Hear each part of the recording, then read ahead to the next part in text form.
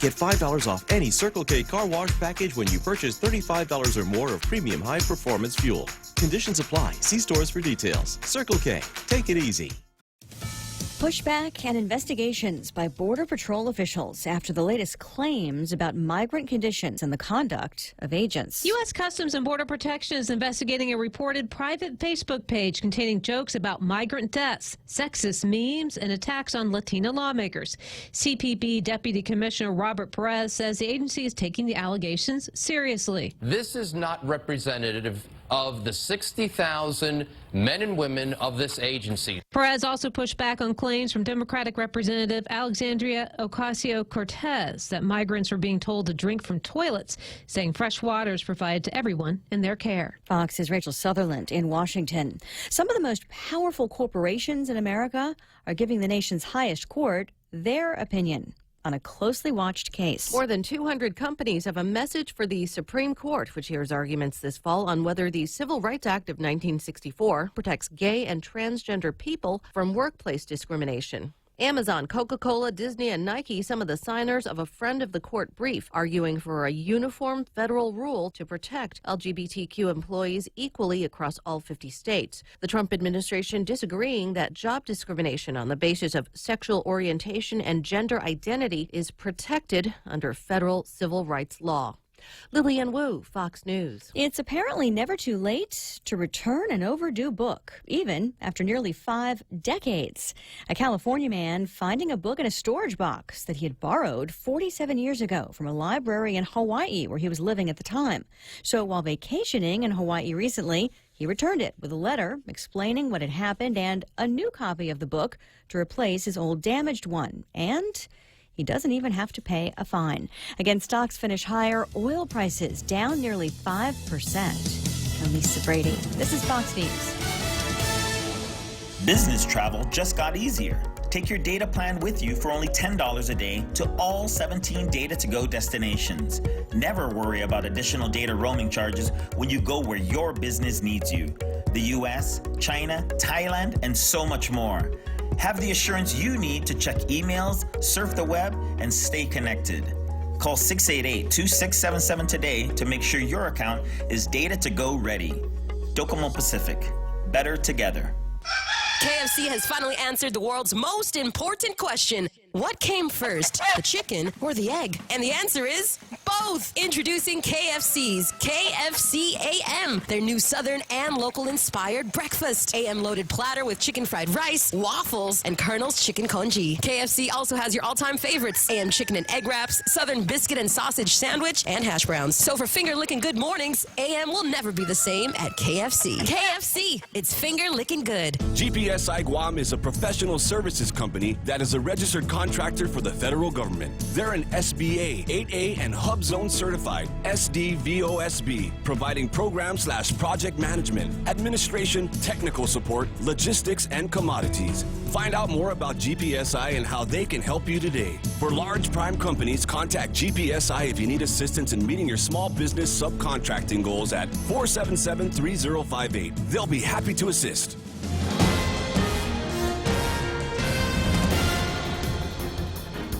Half a day and good morning, Guam. News time here at The Point is 7 minutes past 6 a.m. this Wednesday morning. I'm Kevin Kerrigan. Here's a look now at some of the top stories from the Guam Daily Post. Lawmakers expected to go back into special session today, perhaps as soon as 10 o'clock, to reconsider their Monday rejection of the governor's emergency legislation to hire outside legal counsel to join in stateside litigation already in progress against the makers of PFAS chemicals. The chemical compounds and their derivatives may have contaminated drinking water resources here on Guam and elsewhere across the nation. The governor telling reporters yesterday she is going to ask for reconsideration of the Monday vote, and she's working with the speaker to make that happen. Speaker Tina Munya Barnes also acknowledging that there has been a request from a couple of her colleagues to look at a reconsideration, she said, and they have talked to the governor and the attorney general, who provided them with additional information about the emergency bill that the governor has introduced. We are hoping, said Speaker Barnes, that based on the additional information that's been provided, that there will be a request to me to act faster. Senators on Monday rejected the governor's bid to approve her bill to hire an outside law firm by a vote of 8-6, opting instead to hold a public hearing on the measure on July 9th. Meanwhile, the Guam Daily Post has learned that a pitch has already been made to certain GovGuam officials by at least one outside law firm to represent Guam in the litigation against the PFAS makers. The law firm Napoli Shikolnik made the presentation before last Friday's introduction by the governor of her emergency bill to join the litigation. The firm specializes in personal injury and environmental lawsuits, according to their website. A statement from the Attorney General's office yesterday said the AG is unaware of the pitch made by Napoli Shikolnik to get hired by Guam. However, word of the law firm's lobby to represent the island has reportedly caused some senators to be cautious and not rush into hiring outside legal counsel without a public hearing. The general fund revenue collections are outpacing budget projections for the current spending year by more than $20 million. However, special fund revenues are falling short, according to the governor's fiscal team. The fiscal team presented a cautiously optimistic report to the GovGuam Finance Committee yesterday during the Special Economic Services meeting at the legislature. We're very optimistic, said BBMR Director Lester Carlson, who walked the senators through the most recent revenue reports for April and May. At the current pace, GovGuam is on track to collect $817 million in general fund revenue by the end of the fiscal year on September 30th. That would be $8.8 million more than the governor's $808 million request to fund the operations of GovGuam in the 2020 spending year. However, Carlson cautioned senators that a regional health crisis, Asian political unrest, or a typhoon could easily disrupt tourist arrivals and put a damper on revenue collections. We'll have more news after this. Let's go for a drive. Let's take a stroll. Let's gallivant. Let's go cruising. We all have different ways to describe how we get up and go in our cars. But whatever you may call it, you can do more of it when you save 6% off your fuel purchases at any Shell station when you use your eligible Bank of Guam Visa and MasterCard credit cards. So stop by any Guam or CNMI Shell station and start saving today. Visit bankofguam.com for more information. Terms and conditions apply. Bank of Guam, the People's Bank. Member FDIC. It's important to have claims process that works for you. At Guahan Insurance Services, we make things simple and convenient. Same door you walk in to purchase your insurance is the same door you open to file your claim. We can't pretend that the car insurance claims process is fun, but we can promise a hassle-free and speedy recovery without any runarounds. For your home, auto, and business insurance, visit us at the Camacho Landmark Center on Marine Corps Drive in Tamuning. Don't forget to like us on Facebook or give us a call at 475-1162 or text 929-SAVE. That's 929-7283. 11 minutes past 6 a.m. here at The Point.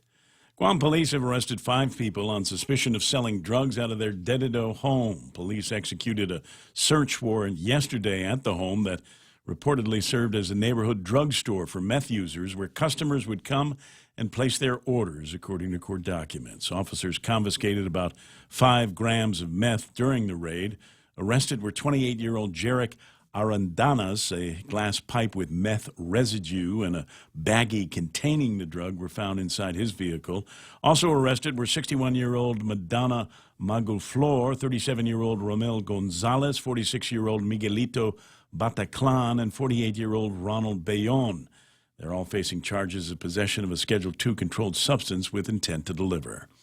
Joint Region Marianas Commander Rear Admiral Shoshana Chatfield has agreed to a request from Speaker Tina Munya Barnes to conduct a site visit at the live fire training range complex at Northwest Field on Anderson Air Force Base next week. The Speaker made the request in a letter to the Admiral last Wednesday, proposing a visit this Monday, but Chatfield responded the same day last week, advising that July 12th would be a better date because Joint Region was hosting a visit from the Deputy Secretary of Defense Monday and Tuesday of this week. Speaker Barnes is the oversight chair of the Committee on Military Buildup.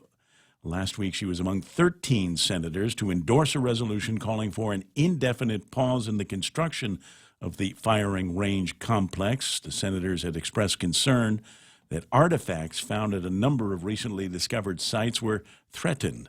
Joint Region Deputy Public Affairs Officer Christian Hodge told the Guam Daily Post that all 9 recently discovered sites were cordoned off, and the contractor, guided by an archaeologist, established a high-visibility fence, including a 30-meter buffer around each one of those sites in line with the programmatic agreement. However, he said overall project construction on the firing range continues. For these stories and more, log on to postguam.com or pick up a copy of today's Guam Daily Post. Ray and Mike now with a look at weather. Well, thanks very much. Partly cloudy skies, isolated showers today with scattered afternoon showers and possibly thunderstorms tomorrow. No, because tomorrow is the 4th of July. We're not doing thunderstorms tomorrow. You quite specifically are supposed to do thunderstorms on the 4th of July. Well, that's supposed to be fireworks. That's nature's fireworks. It's nature's fireworks. That's what we'll tell the kids. East winds 5 to 10 miles an hour. Highs around 89 degrees. And overnight lows should be about 79 degrees. Sunset tonight, 6:52. We'll watch the sunrise on the 4th of July, Independence Day for some people, at about 5:58 or so. You heard that voice, familiar sound of Michael Knight, returning Michael Knight. Our Duke Sky Talker is back in the chair and can evaluate much better than I've been able to do over the last couple of days what the weather radar and what the Western Pacific satellite is showing. Yeah, what we've got right here on radar, lots of isolated showers in our area, some scattered showers, and even some thunderstorms off to the west, but they're going to continue to move off to the west with the weak disturbance that's taking place over there. What's going to happen, though, is our winds are going to die down a little bit over the next 24 to 48 hours and then extend on into the weekend, and we're getting more moisture that's moving into the area at the surface and the mid-levels.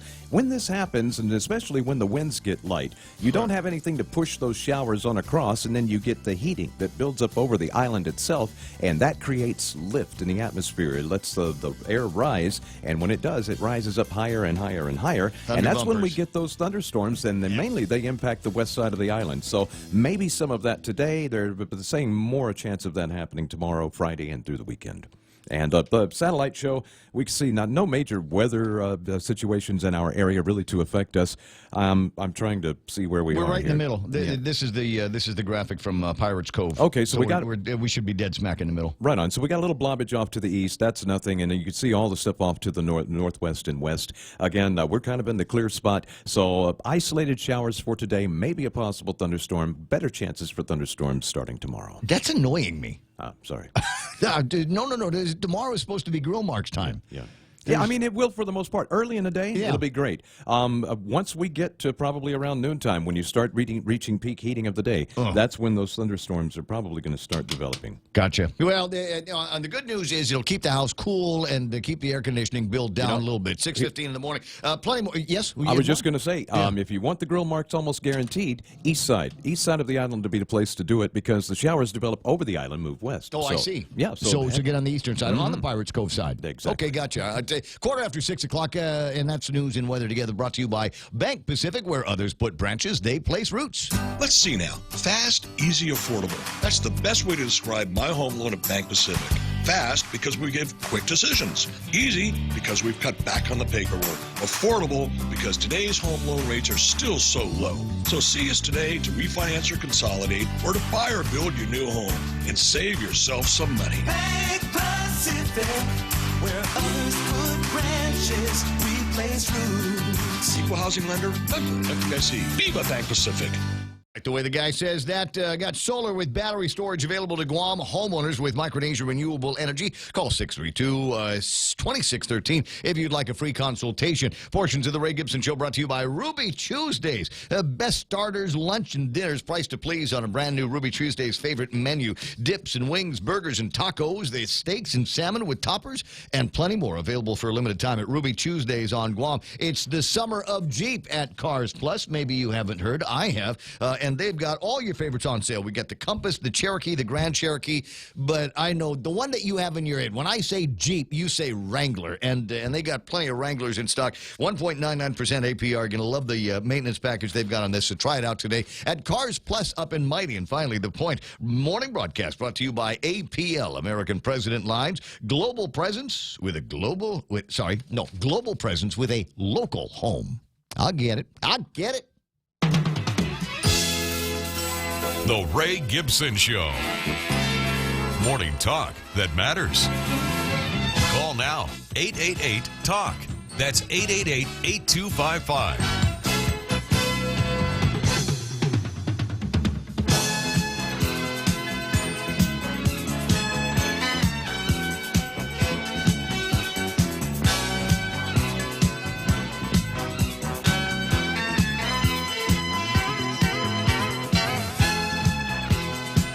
No, that wasn't a cold read. I actually had it in my hand for a couple of days. The new APL, they changed their. You change your logo phrase on the guy that does your ads on the fly. You get a lot of, there needs to be prayer over this. There needs to be, I don't know, some kind of a special ceremony of the changing of the copy here. Global presence with a local home. That's the new tagline for APL, American President Lines. And they're commanded by a buddy of mine named Charlie Hermosa. And it's a happy birthday to Charlie Hermosa. Today may or may not be his birthday, but I'm pretty sure it's sometime in the month of July. So I may just say happy birthday to Charlie Hermosa for the remainder of the month. Why should not he have a whole month as well? As I did. That's right. As I did. I was talking to my daughter, and she was talking about the plans that she wants for her birthday, and turning 15 in November. Yeah, right. And so we're talking about this, and she says, "Well, you've only got the one day." I said, No, your last name is Gibson. And your last name is Gibson. It's Legion, legend. We have been doing this in the family for generations. Your Auntie Shelley celebrate the entire month of December. Christmas, just another day in December. The whole month is her birthday. I'm May, and that's the way I do it. Virtually every day, every weekend in the month of May this year was my birthday. And that's just the way it works. 6:19 in the morning. Welcome to the broadcast. Excuse the mess. It is the Ray Gibson Show on 93.3. The Point. Spread the word. Tell everybody that this is where you get your morning's dose of information and entertainment, political gossip, and smart aleck comments all over the place. That's true. It's what we do. I can't hide it. A lot of people go, well, you got that morning show guy, the news station, 93.3 The Point. It's all about journalism and the integrity of the broadcast. Okay, that's Kevin. I'm Ray. The other guy with the deep voice will take care of all of that. My role here is to give you my commentary and my observations on all of the things that pass across my desk, up to and including the bedwetting that is going on, and Colin Kaepernick saying, you can't put the American flag on a shoe. That's going to be offensive to somebody. And the Internet's going to lose its mind. Guys, it's a setup. Can you not see that is a setup? This has been orchestrated, just like they put television docudramas together. This is nothing more than a Kardashian play. Don't buy into it. Don't lose your mind. I wouldn't boycott Nike to the degree that the only thing that I currently own in my athletic regime here from the Nike company that has a swoosh on it is my wristbands. I see. I only because buy that's the ones that they sell at Goodies. Goodies sells the wristbands. I don't like the little wristbands, so I like mine to be about 3 or 4 inches big because I sweat a lot, and I need something that will allow me to get the sweat off the brow in one swoosh instead of a big one. So that's why I go for the Nike swoosh. That's it. Otherwise, they got nice shoes. They got a pair of shoes that people are trying to set world records with, but I'm not in that elite crew, and I like my New Balance anyway. New Balance, made in America, right? American hands put all that together. So that Michael Knight's over there, and Kevin Kerrigan's over there. Lots of stuff in the Guam Daily Post to get through. Did you want to add anything? No, I was just going to say I only buy the Chinese knockoff Nikes, so I'm not actually supporting the company. It's the one where the swoosh goes in the opposite direction. Yeah, we're upside down. But those are going to be okay with Kaepernick because we can start already putting the hammer and sickle on it if we want to. There's a meme on Facebook that's already got that. It's a pair of Nike shoes, the swoosh, and then there is a hammer in the middle of the swoosh, so it looks like a hammer and sickle. Sounds like the way things are going lately. We might just put a mushroom cloud on it. Yeah, why not? 621. That's the voice of Michael Knight back in the chair, back in the studio, and give him an opportunity to say thanks to Real Joe Cruz for setting things up while you were gone. Yeah, Joe did a great job, and outstanding. So he pulled out all his hair, what was little left, trying to get trained up for it. But Joe to the rescue. Yeah, he was fine. It's 6:22 in the morning. The real stars of the show. Sometimes you want to go where everybody knows your name, and they're always glad you came. You want to be where you can see our troubles are all the same. You want to be where everybody knows your name. And this is is the place where everybody knows your name. A great cross-section of Guam's society here. Got all kinds of people from all kinds of backgrounds and places, including my friend Al Bautista. Says, Holiday feels good to be home. Felt like I brought half of Korea on the flight. Please wish my mom a happy birthday, and I knew it was going to happen, so I'm glad I took a screenshot of that. He left a message for me to get it, and I'm going to get it in a second because it's important. Hold on. I got to open the photo app. There it is. It says, please wish my mom, Tsiling Ibarra, a happy 78th birthday. All right, we'll dedicate the entire show to Auntie Tsiling. Tsiling Ibarra, 78 years old. Happy birthday from son Al Bautista, home on Guam for your birthday and the celebration of the 4th of July. Awesome. 6:23 in the morning. Who else is playing around? I got Ismael came in number 2. I think John Ray Titano at 3. John Barcinas Sinicolas at number 4. Yes, recognizing today is Speed Bump Day. But that's not the theme of the show. Today's theme is it's like having 2 Fridays this week. Programming note, Mike's sleeping in tomorrow. Ray's sleeping in tomorrow. Kevin's definitely sleeping in tomorrow. He ain't coming anywhere near a microphone tomorrow because it's our 4th of July. We will play. The networks have given us some patriotic 4th of July right-wing bomb thrower bits that we'll play for you in place of the Ray Gibson Show and in place of Bob Klitsky tomorrow. So that's cool. Nick Perlowski's there. I got Pam Duvall and Lynn Vince, Bora Polino, Rico Blancaflor saying good morning, Ray, Kevin, Mike, and everybody on Guam. Tim Lujan. And I see former Governor Carl T.C. Gutierrez there saying happy pre-4th of July. Well, it's America's birthday, and I suppose they can celebrate for the entire month, up to and including our own liberation celebrations on the 21. Paz Affligui is there. Cousin Ted from the ranch. Nice to see you there, buddy. Cheryl Ochai. Patty Santiago. What's that Rico saying? Almost the long weekend. Grill marks and beer time. Can't guarantee the grill marks here with the weather conditions. I mean, I woke up this morning to the sound of rain, pitter-patter on the rooftop and the tin roof behind the house, and thought, well, it must be summertime. And maybe this is it. Maybe these first few drops, it's going to be a wet commute this morning. Maybe the first few drops are the drops that will herald in the leading vanguard of what could be a wet, moist summertime. You know, with the El Nino still going on, those summers are not as wet. So because the heating is taking place mostly in the eastern Pacific. Yeah. And actually, they got storms spinning up left and right over there right now.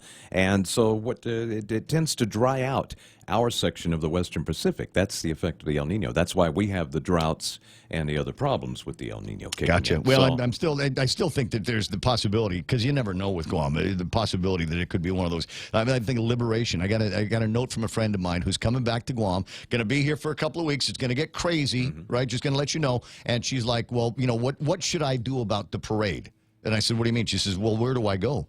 I said, you don't need to go anywhere. The parade itself is the destination. You start over at Chamorro Village and walk all the way down to about where the governor's office is and say hello to everybody on the beach side. And then when you get to the governor's office, you get on the mountain side and walk back over to Chamorro Village. That's the drill. And frankly, my dear people of Guam, I'm almost never made it all the way through that circuit. I've almost always, I see my buddy Galen over in the family property over by Moses, and that's usually where I stop. Never get any closer to the reviewing stand. And she says, well, what should I wear? I said, obviously, something for protection. And I said, wear something atop that you can take off. Oh, I thought you were talking about a condom.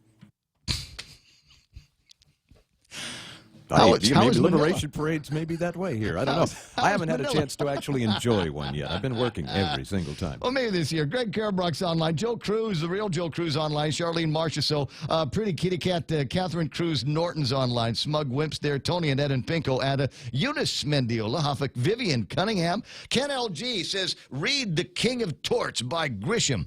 And that showed the kind of games played in the creation of class action torts. It's now a very civil game. Makes me wonder what the super secret offering is that is being to unnamed government officials to grease the skids for prompt action to hire a law firm. That does make it kind of interesting, doesn't it? Don't you Sure, think? sounds better than what we got, right? Well, I don't. It's apparently somebody's already written a book or two about it. But yeah, it did. You know, when I found out that there's this this New York law firm. Right, and they are in fact a New York law firm. They've got offices virtually everywhere. The principal office is located at 360 Lexington Avenue, just off Grand Central Station. Centrally located in Midtown Manhattan. For those of you that aren't all that, Tony, they've got a place over at Long Island as well. Shop in Illinois. They've got one at Century Boulevard in California. Out in Delaware, as you might imagine, they've got an office. New Jersey, Florida, Texas, and there's a couple of other interesting locations. One, Ohio and Kansas and Washington, D.C., because you got to have a firm in D.C. to take care of some of the regulatory stuff that no doubt will come through. But they also have an office in Flint, Michigan.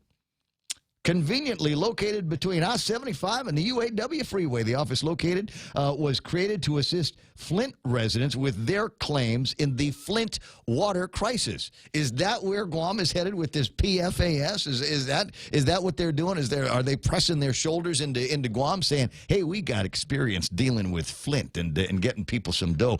And the money here that we're possibly talking about is kind of unimaginable. I'll share with you another story in a second. But let me finish up with the Hill and hellos to everybody. Where'd I end up at? Joe Cruz? No, it's way earlier than that. Wait a second. There's a whole lot more people than that. Vivian Cunningham is there and Yoich Rangil. Yes, 9 o'clock this morning, and we will have folks from the Upward Bound place in studio. Valerie Maiga is going to be either in or on the phone or guiding somebody on the phone before the Upward Bound deal. To talk about the MWR 4th of July celebration that will take place, rain or shine, over at Polaris Point. Half of Lillian Cruz. Yes, Lillian, I got the link that you sent, and we'll share it in a couple of minutes. Simon Sanchez is online. Tom Tahadzi, Melissa Akimoto, Dave Camacho, Debbie Wise saying, good morning, Ray and Kevin and Michael. Welcome back, Michael. We missed you, says Deb. J.M. Bragg, Andre Bainham, Lisa St. Augustine, Rick Leone, James Schmidt, Juanita Machi. I got Chris Chip signing in this morning, saying hello, morning troops. Doris Mendiola, Alex Affligo. It's a huge list this morning. Tommy Martinez Aguero. Nice summer weather. You want some summer weather up in the Pacific Northwest. Now, that's as good as it gets for you. I think you've got like 25, 30 minutes of nice weather in the Pacific Northwest for just a little bit. Yeah, and summer weather there is not raining. Yeah, then it'll go back to being snotty. Eric McKinnon is online. James Lester Lonzo, Big Sister Shelley, is online this morning as well. Randy Kruger and others are chiming in. It's nice. 6:30 in the morning, 888-825-5888-TALK. Lillian Cruz sent me on the WhatsApp a little bit earlier a couple of... And Guam is... Can I just say how much Guam has to be proud of this morning? We have got folks that are doing traveling on our behalf. And I think I might be able to get that picture up. This is running on Facebook, so just a warning. There might be a message coming through on Facebook from somebody about something. But we've got some kids from Guam, and I want to say, who are these guys? Inetnun Gifpagu. We've got members of the Inetnun Gifpagu crew that is out in. Did you say Croatia? Is that where they are? Yeah, in Croatia, where they're wowing everybody, and before that, I got my Facebook started blowing up early this morning. There is the picture of the sunrise coming out of Pam Duvall's place, but even better than that, I got a video of what the kids were doing at the Dance World Cup. And I don't know. I don't have all the details on this. I'm trying to get a hold of, get a good number for Terry Knapp to tell me all about it. But they put together some kind of a video. I think we ought to be able to play audio on this. Dance World Cup. Only take about a minute. Portugal. There it is.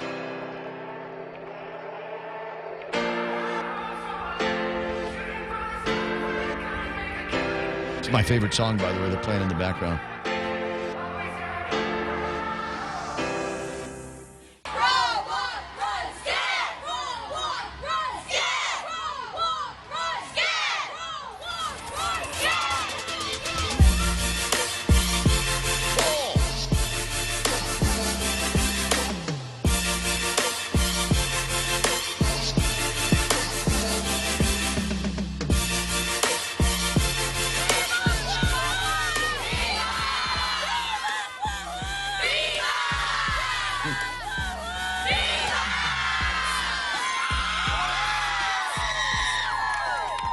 Did you see your kids in there? Did anybody, moms and dads, aunts, uncles?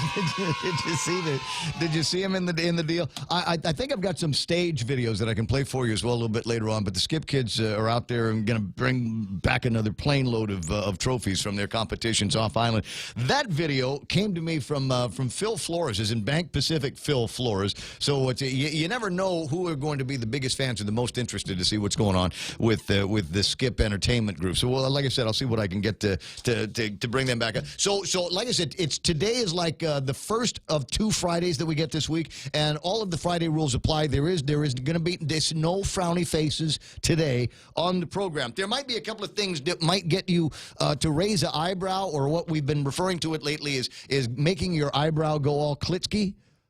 Mm-hmm. Yeah, that's what we're calling it now. Is you just look at something and go, boy, that looks hinky, and you start to get that little klitsky twitch in your eyebrow because you just got that feeling that somebody is screwing around with the law or taking liberties with taxpayer dollars. Yeah, I like the way the governor said, I don't like your vote. Let's do that over. Right?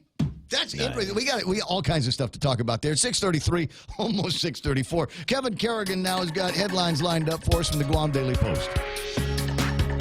Half a day and good morning, Guam. And the headlines from the Guam Daily Post this morning. Moody's Investor Services has assigned a speculative Ba1 rating to the $30 million general obligation bond that GovGuam plans to issue to pay for the construction of a third trash cell at the Luzon landfill.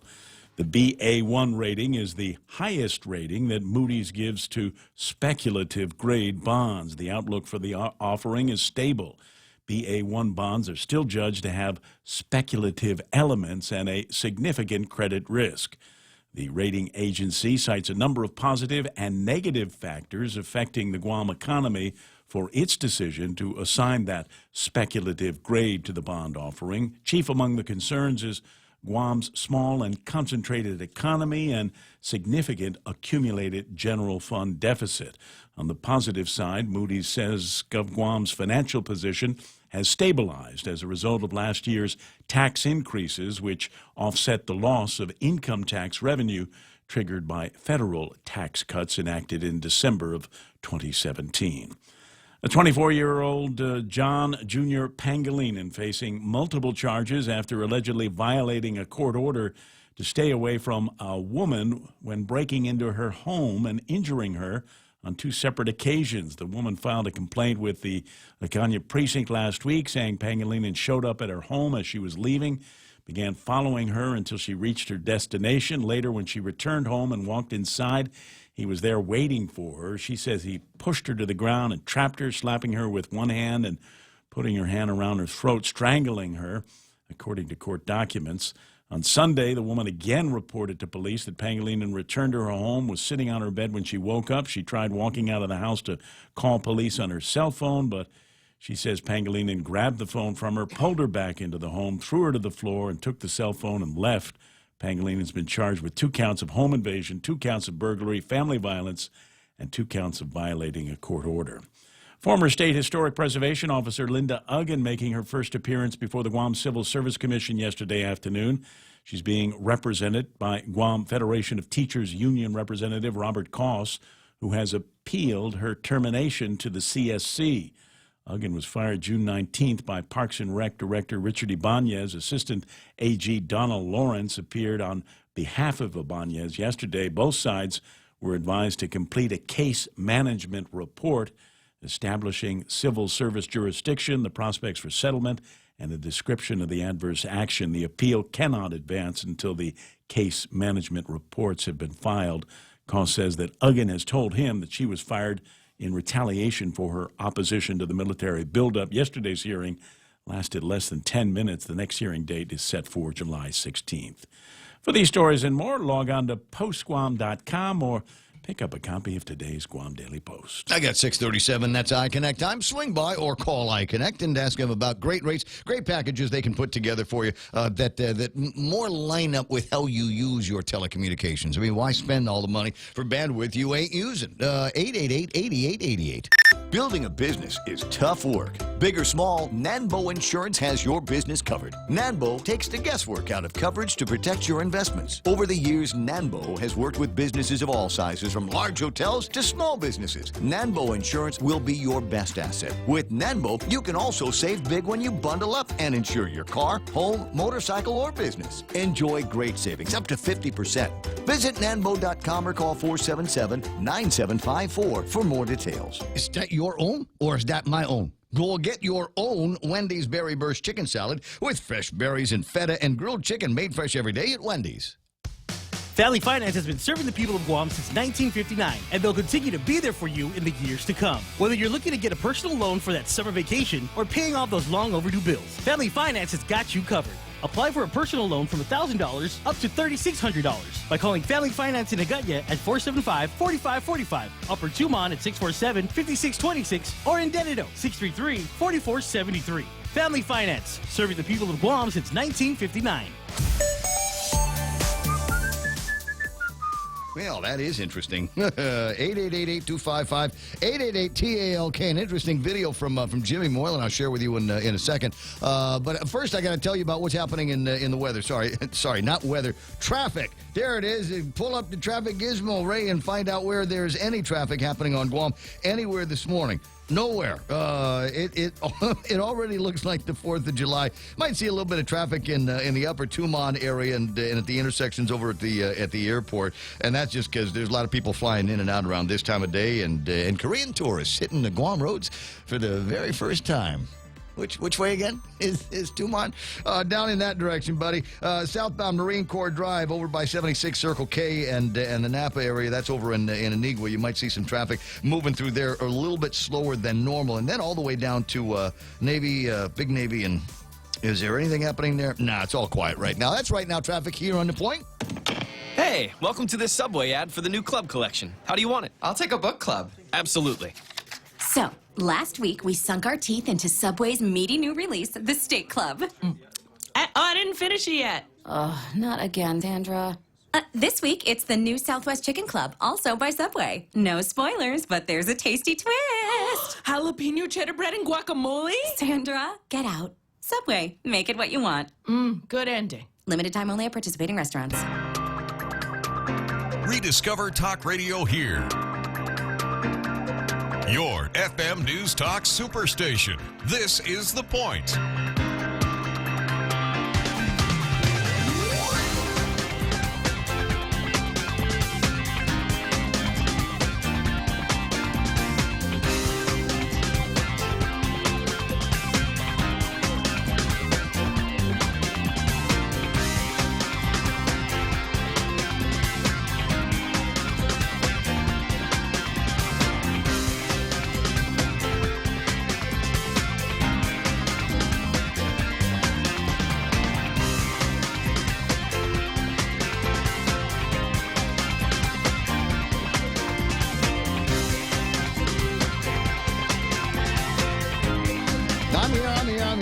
I'm trying to see if I can get a video to appear wider on the screen. Jim Moylan sent this. Said this is his morning experience. And wow, this morning? Yeah, wow. yeah. Can you see it? Can you see it all right on the thing? I can barely see it, but I think my screen's a little bigger right in my face. So listeners can't see it yet. So yeah. But it may show up okay. Okay. Well, I try it anyway. So here's the scene. It looks like a Kanta Mall in Tamuning, and I'll dress it up for you in case you're having a hard time seeing it, or you're actually listening on the radio. And I don't know if the audio is clean. I don't know if there might be a part where Jimmy blurted out an expletive or something like that. Not that Jimmy cusses. I'm just saying. So there's the video, and we got the police officers look like they're wrestling with somebody over at the front of the Kanta Mall. Got traffic moving in front of them, so it's a little bit difficult to see. But there's at least one police officer with his neck on somebody, and another guy is he waving? He's waving at Jimmy. Hey, Senator, how you doing? Just following lawbreakers and seeing if we can arrest somebody. And there comes another police car to assist with all of that. I don't know exactly what happened, but if it was me, I would have volunteered. Wouldn't you? Wouldn't that have been crazy fun to just kind of roll up on the cops as they're handcuffing and tasing the guy and going, "You guys need help? Or you got this? I'll just be over there." And if you need anything, just holler, because I'd like to come in and help you. I'd love to be able to come in and assist you in the collaring of this ne'er-do-well. Now, over the weekend, I have to admit that one of the entertaining things was watching the back and forth between different parts of our community trying to come to terms with somebody on the social medias that said that she'd never seen so many ugly people on Guam until she came to Guam, or something like that. Really kind of colorful interpretation of what her life was like here on Guam. And you got two kinds of people. You got the ones that just kind of jumped into the righteous indignation puddle with both feet. And so you can't talk about Guam like that. What do you mean, wannabe Hawaii? Yankee, go home. And you got people, Romy over at the Guam blog says, military member, unfit for service and all of that. But every once in a while, you got to, and then the other side of the community that said, give it a break. Give it a break. I mean, not everybody is going to fall in love with Guam. Not everybody is going to have an intense passion for the island. And some people, frankly, may find that there are issues for which they can't otherwise forgive or overlook, and be compelled to put it in social media. And there was one guy. It's funny because I think he lives up in Saipan, and he caught hell for saying, you know what, you've got bigger problems on Guam than to worry about what this lady is writing in social media. But she said that it was the line. It was that line about never seen so many ugly people till she got to Guam. And can I just say, when we look at the front page of today's Guam Daily Post, she's right. She's right. Take a look at these folks. This is what meth does to you guys. I'm sure at one point they're all candidates for the Pretty Baby contest over at the Agana Shopping Center, but not anymore because they got into it. 5 folks arrested for meth, and we've got Jarek and Miguelito and Ronald and Ramil and Madonna. And with a name like Madonna, you'd think, well, maybe there's something to it. Well, maybe not. But this is what happens when you let ICE intrude into your life. 5 people have been arrested. And what is kind of astonishing to me, what is interesting to me, if you will, is the age range of these people. You think about, maybe some of you were thinking about kids with problems with methamphetamines affecting teenagers and folks in their 20s. Closest thing we got to that in this case, one of them is 28. Next is 37, 46, 48. There's somebody older than me in this deal, 61 years old, that been busted for dealing meth. And so this becomes another one of those cases. You got to watch this to see what happens with these people. We'll see what happens after they are magistrated and sent to the judge to see if the judge is going to be the wicked witch of the east or the nice witch from the west. Which one is it going to be? Which is it going to be the one that says, you're just having a hard time with life. Well, he'll let you out here. You're going to be okay. Just go back to the house and sin no more. Or is it going to be somebody, I hope it is, that says, Jarek, Miguelito, Ronald, Ramil, Madonna, you are guilty of being hit with the ugly stick, and you are going to have to go to the Department of Corrections because now you've ruined your life and everybody else's with your meth dealing. So I hope that happens. The other thing that is also kind of interesting, right next to that, law firm pitches before the law okays the hiring of a legal team. Mentioned it more than once or twice. I forgot to go to law school. And so I'm curious as to, is this standard practice, or is this the equivalent of what we're reading here in the front page of the Guam Daily Post, the equivalent of ambulance chasing, where you got somebody at the law firm up in Manhattan whose sole job is to Google PFAS and see what comes up. And over the last couple of days, if anybody Googled PFAS, it would have been Guam coming up. So is that part of the marketing, do you suppose there, Bob? I think so, Ray. So I got it right. So despite the fact that I forgot to go to law school, I still have the instincts of an ambulance chaser. Well, a well-developed sense of right and wrong takes you somewhat down the path towards legal reasoning, Ray.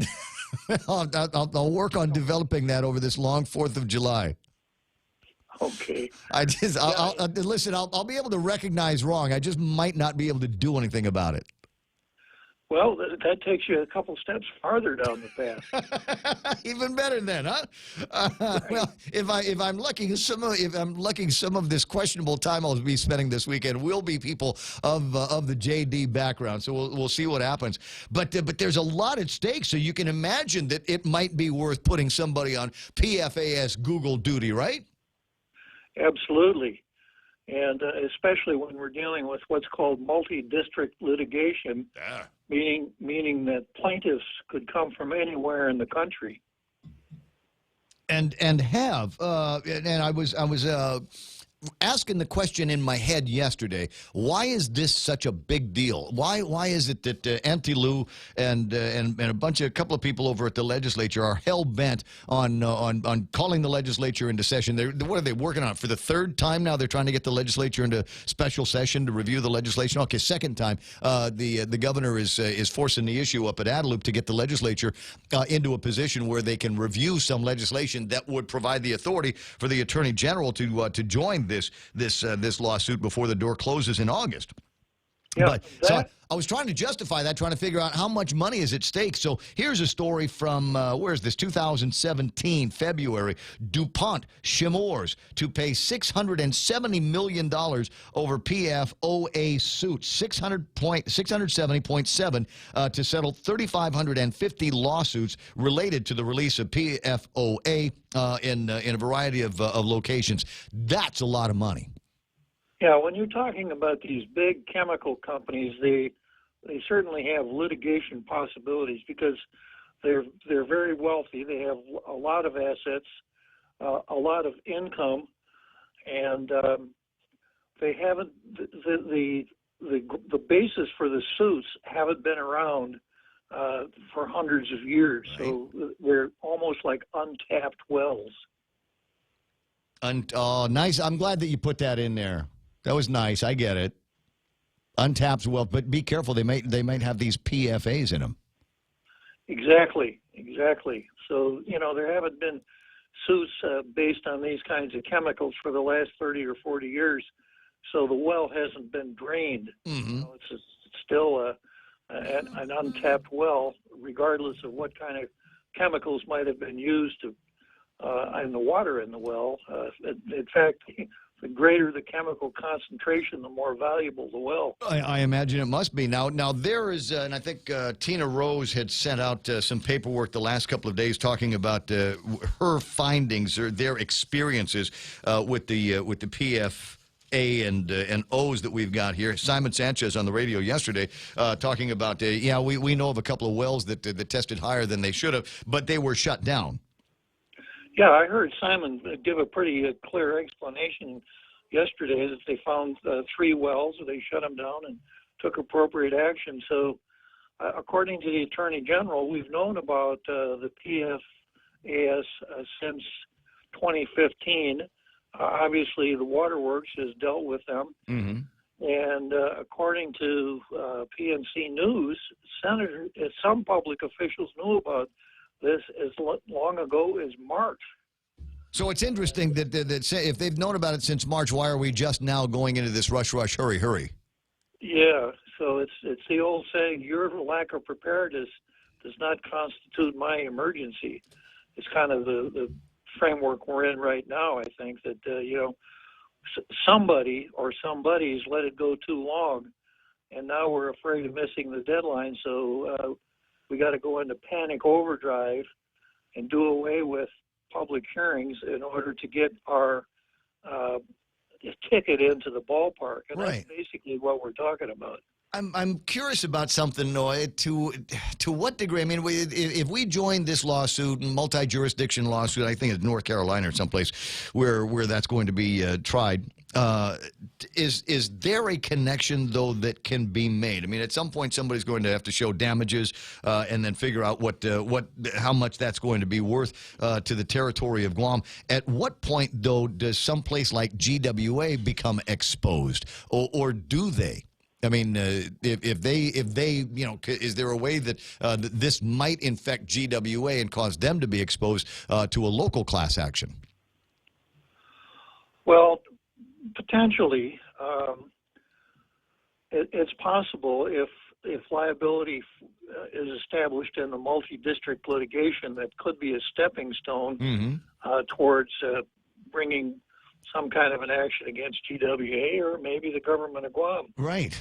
Right, and it seems to me that anything legally is within the realm of some kind of possibility. I don't know what how a lawyer would assess the risks of taking on a case like that, but I can think of a couple of guys that might actually have a good time with it.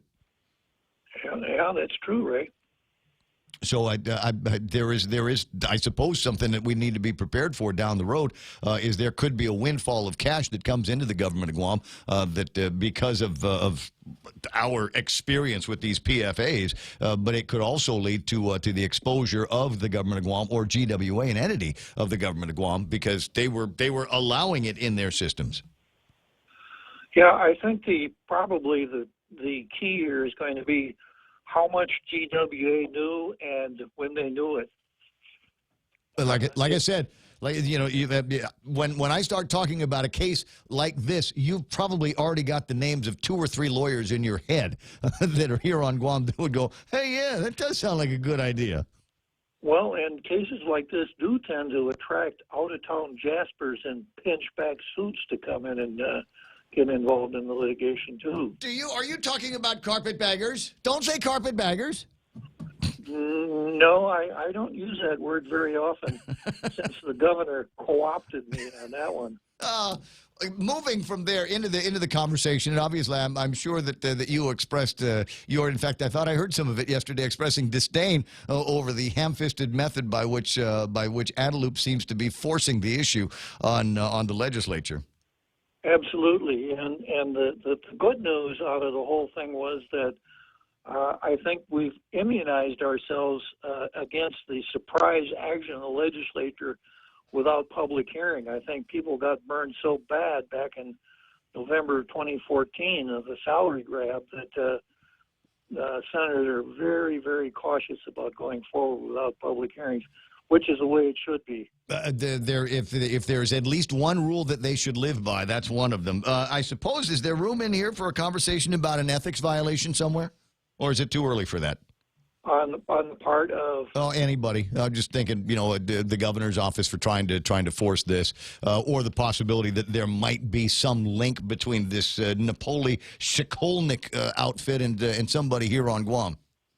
Now there you might have something, yeah. Yeah, well, I looked. They've got a thing on their website that talks about current clients, but when I scanned it, it didn't show me the names of anybody, of anybody, least of all anybody I know. Yeah, yeah. If that law firm attempts to persuade a senator to introduce legislation that would be favorable to it, I mean, you got something to talk about. And there could be. We'll see what happens. I'll keep my eye on it, and I know you will too. Bob Klitsky on the radio, 4 o'clock this afternoon. It's Tall Tales. Listen for it. You bet, Ray. And happy 4th of July to my favorite Marine. Thank you, sir. All right, sir. 6:55 a.m., the Ray Gibson Show, until it's not going to be anymore. Early start on the process. Nathan Mapson on the line with me yesterday talking about his delight that the Attorney General has got an indictment now working against Jerry Cruz, the fellow that there doesn't seem to be any disagreement over this statement, the fellow that shot his dog. But Mike, my cousin Mike Berdalio let that case through, just didn't feel like the allegations fit the nature of the way the case was brought before him in the court. Well, it looks like we're going to get another bite at the apple, and I'm hoping this time that they might be able to entertain testimony from Dr. Tom Poole, territorial veterinarian. He joins me now. Good morning, Doc. Good morning, Ray. Didn't that feel good? You get to come in after Bob Klitsky. I'm flattered. Well, I know you're a big fan, so I just, I'm glad that we've got the juxtaposition of a couple of experts here on the radio. One a legal expert and one a veterinary expert.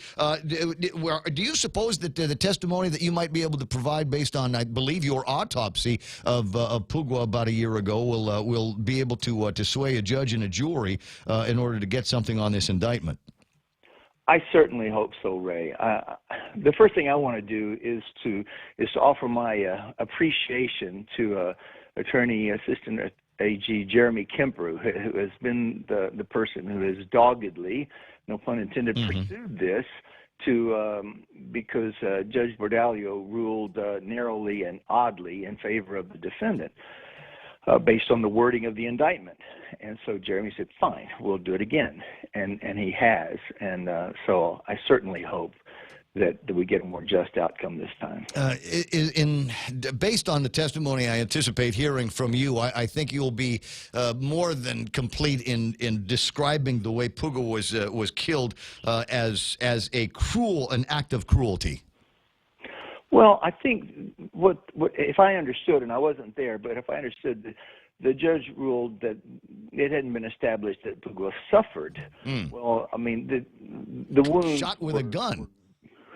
They were grievous, and Puga didn't die instantly. It wasn't like a brain shot or something. And so, from my perspective, I don't know that should matter. He had no business shooting someone else's dog, whether Puga suffered or not.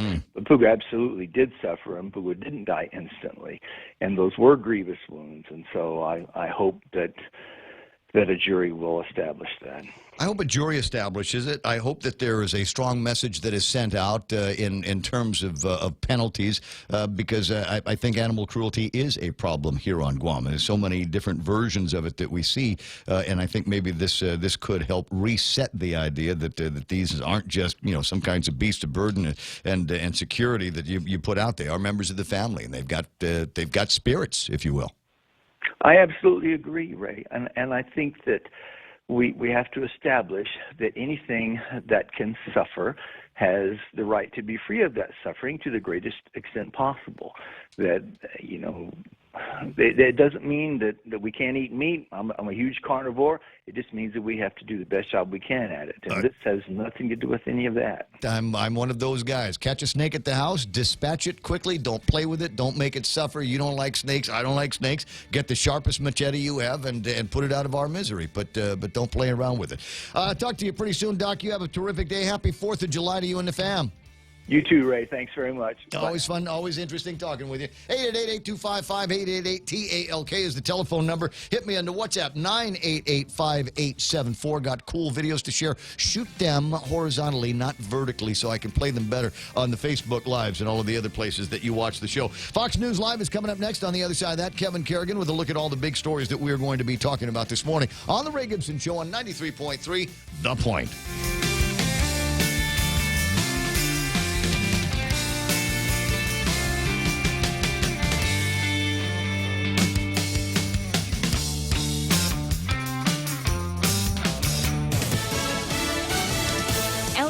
On the border crisis. I'm Lisa Brady, Fox News. House Speaker Nancy Pelosi urging President Trump in a letter to work on improving conditions at the southern border. This, as a new Inspector General's report is released. Fox's Jared Halpern, live in Washington. The Department of Homeland Security is being warned of dangerous overcrowding and prolonged detentions of children and adults in the Rio Grande Valley. A management alert from the department's Inspector General details conditions at 5 facilities used to hold migrants. The report says more than 50 unaccompanied children younger than 7 years old had been in custody more than 2 weeks awaiting transfer. Photographs show more than 70 adult males in a cell designed for 41. Last week, Congress signed off on more than $4.5 billion in emergency humanitarian funding for DHS and other agencies at the southern border. Lisa. Well, Jared, earlier today, Deputy White House spokesman Hogan Gidley reacting to a congresswoman's claims that women were told to drink toilet water at one detention facility. I'm glad she's saying it's horrible down at the border. We've been saying that now for 2 years. She and other Democrats called us liars. Even some Republicans said we weren't telling the truth on the matter. But the White House and Border Patrol officials deny any inhumane treatment of migrants. Nike says it pulled its 4th of July sneaker with the Betsy Ross flag off the market because it might unintentionally offend and detract from the nation's patriotic holiday. No mention in the Nike statement of any influence by Nike spokesman Colin Kaepernick, who called the shoe offensive. Arizona's Republican governor apparently offended by the decision to stop selling the shoe. Very busy on Twitter, writing, quote, Nike has made its decision and now we're making ours. I've ordered the Arizona Commerce Authority to withdraw all financial incentive dollars under their discretion that the state was providing the company to locate here. Fox's Mark Meredith. Meantime, despite the recall, that shoe is selling online for thousands of dollars. This is Fox News. Hey, Hey, welcome to this Subway ad for the new club collection. How do you want it? I'll take a book club. Absolutely. So, last week we sunk our teeth into Subway's meaty new release, the Steak Club. I didn't finish it yet. Oh, not again, Sandra. This week, it's the new Southwest Chicken Club, also by Subway. No spoilers, but there's a tasty twist. Jalapeno cheddar bread and guacamole? Sandra, get out. Subway, make it what you want. Good ending. Limited time only at participating restaurants. Let's go for a drive. Let's take a stroll. Let's gallivant. Let's go cruising. We all have different ways to describe how we get up and go in our cars. But whatever you may call it, you can do more of it when you save 6% off your fuel purchases at any Shell station when you use your eligible Bank of Guam Visa and MasterCard credit cards. So stop by any Guam or CNMI Shell station and start saving today. Visit bankofguam.com for more information. Terms and conditions apply. Bank of Guam, the People's Bank. Member FDIC. The jury is rehearing testimony at the trial of a Navy SEAL chief accused of murdering a wounded ISIS prisoner in Iraq. In its second day of deliberation in the war crimes trial against Navy SEAL Chief Eddie Gallagher, a military jury has requested a review of testimony by another SEAL who told jurors that he heard Gallagher announce on a radio transmission in 2017 to lay off. He's mine, regarding a captured terror suspect that other SEALs testified Gallagher killed. The defense calling those SEALs disgruntled. A prosecution witness also testified that he killed the terrorist, not Gallagher. Fox's Jeff Manasso, it's the first full day of deliberations in San Diego. Just getting word that the 2020 census forms will be printed as scheduled without a citizenship question. This despite the president saying that he would ask lawyers whether there could be a delay in the printing after the U.S. Supreme Court recently sent the legal fight over that citizenship question back to lower courts. That fight might continue, but it will not affect the 2020 census. The forms will be printed without a citizenship question. The fight over the president's tax returns not nearly over yet. The House Ways and Means Committee is suing the Treasury Department in an effort to get President Trump's tax returns, months after Treasury Secretary Steven Mnuchin and IRS head Charles Rettig defied subpoenas for the information. Democrats argue that the federal tax code requires the IRS commissioner to hand over the taxes of any American if requested by the panel. The Trump administration argues the committee's request has no legitimate legislative purpose. The president has maintained he will not release his tax returns while under audit.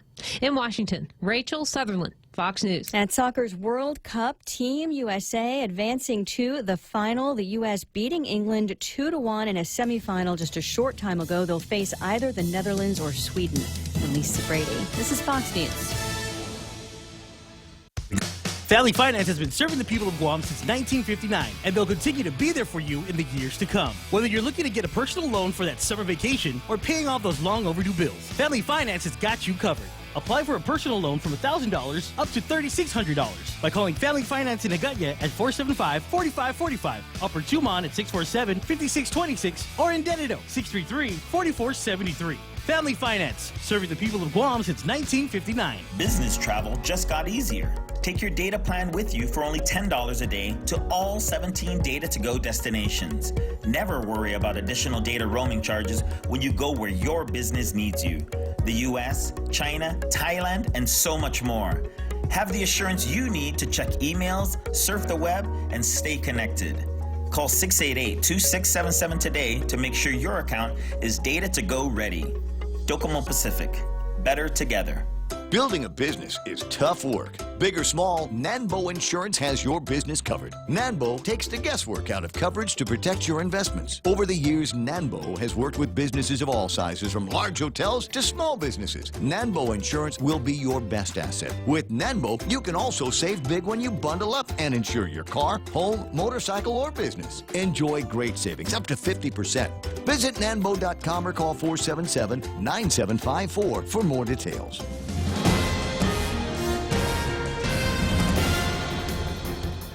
Half a day and good morning, Guam. News time here at The Point is 7 minutes past 7 a.m. this Wednesday morning. I'm Kevin Kerrigan. Here's a look now at some of the top stories from the Guam Daily Post. Lawmakers expected to go back into special session, perhaps as soon as today, to reconsider their Monday rejection of the governor's emergency legislation to hire outside legal counsel to join in stateside litigation already in progress against the makers of PFAS chemicals. The chemical compounds and their derivatives may have contaminated drinking water resources here on Guam and across the nation. The governor telling reporters yesterday that she's going to ask for reconsideration of the vote, and she's working with the speaker to make that happen. Speaker Tina Munya-Barnes, meanwhile, also acknowledged yesterday that there's been a request from a couple of her colleagues to look at a reconsideration, she said, and they've talked to the governor and the attorney general, who has provided them with additional information about the lawsuit.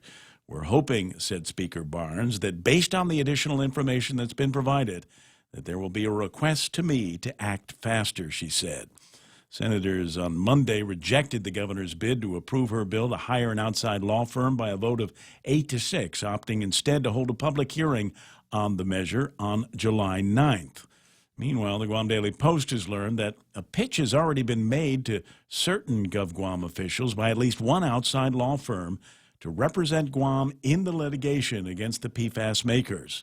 The law firm Napoli Shikolnik made the presentation before last Friday's introduction by the governor of her emergency legislation to join the nationwide litigation.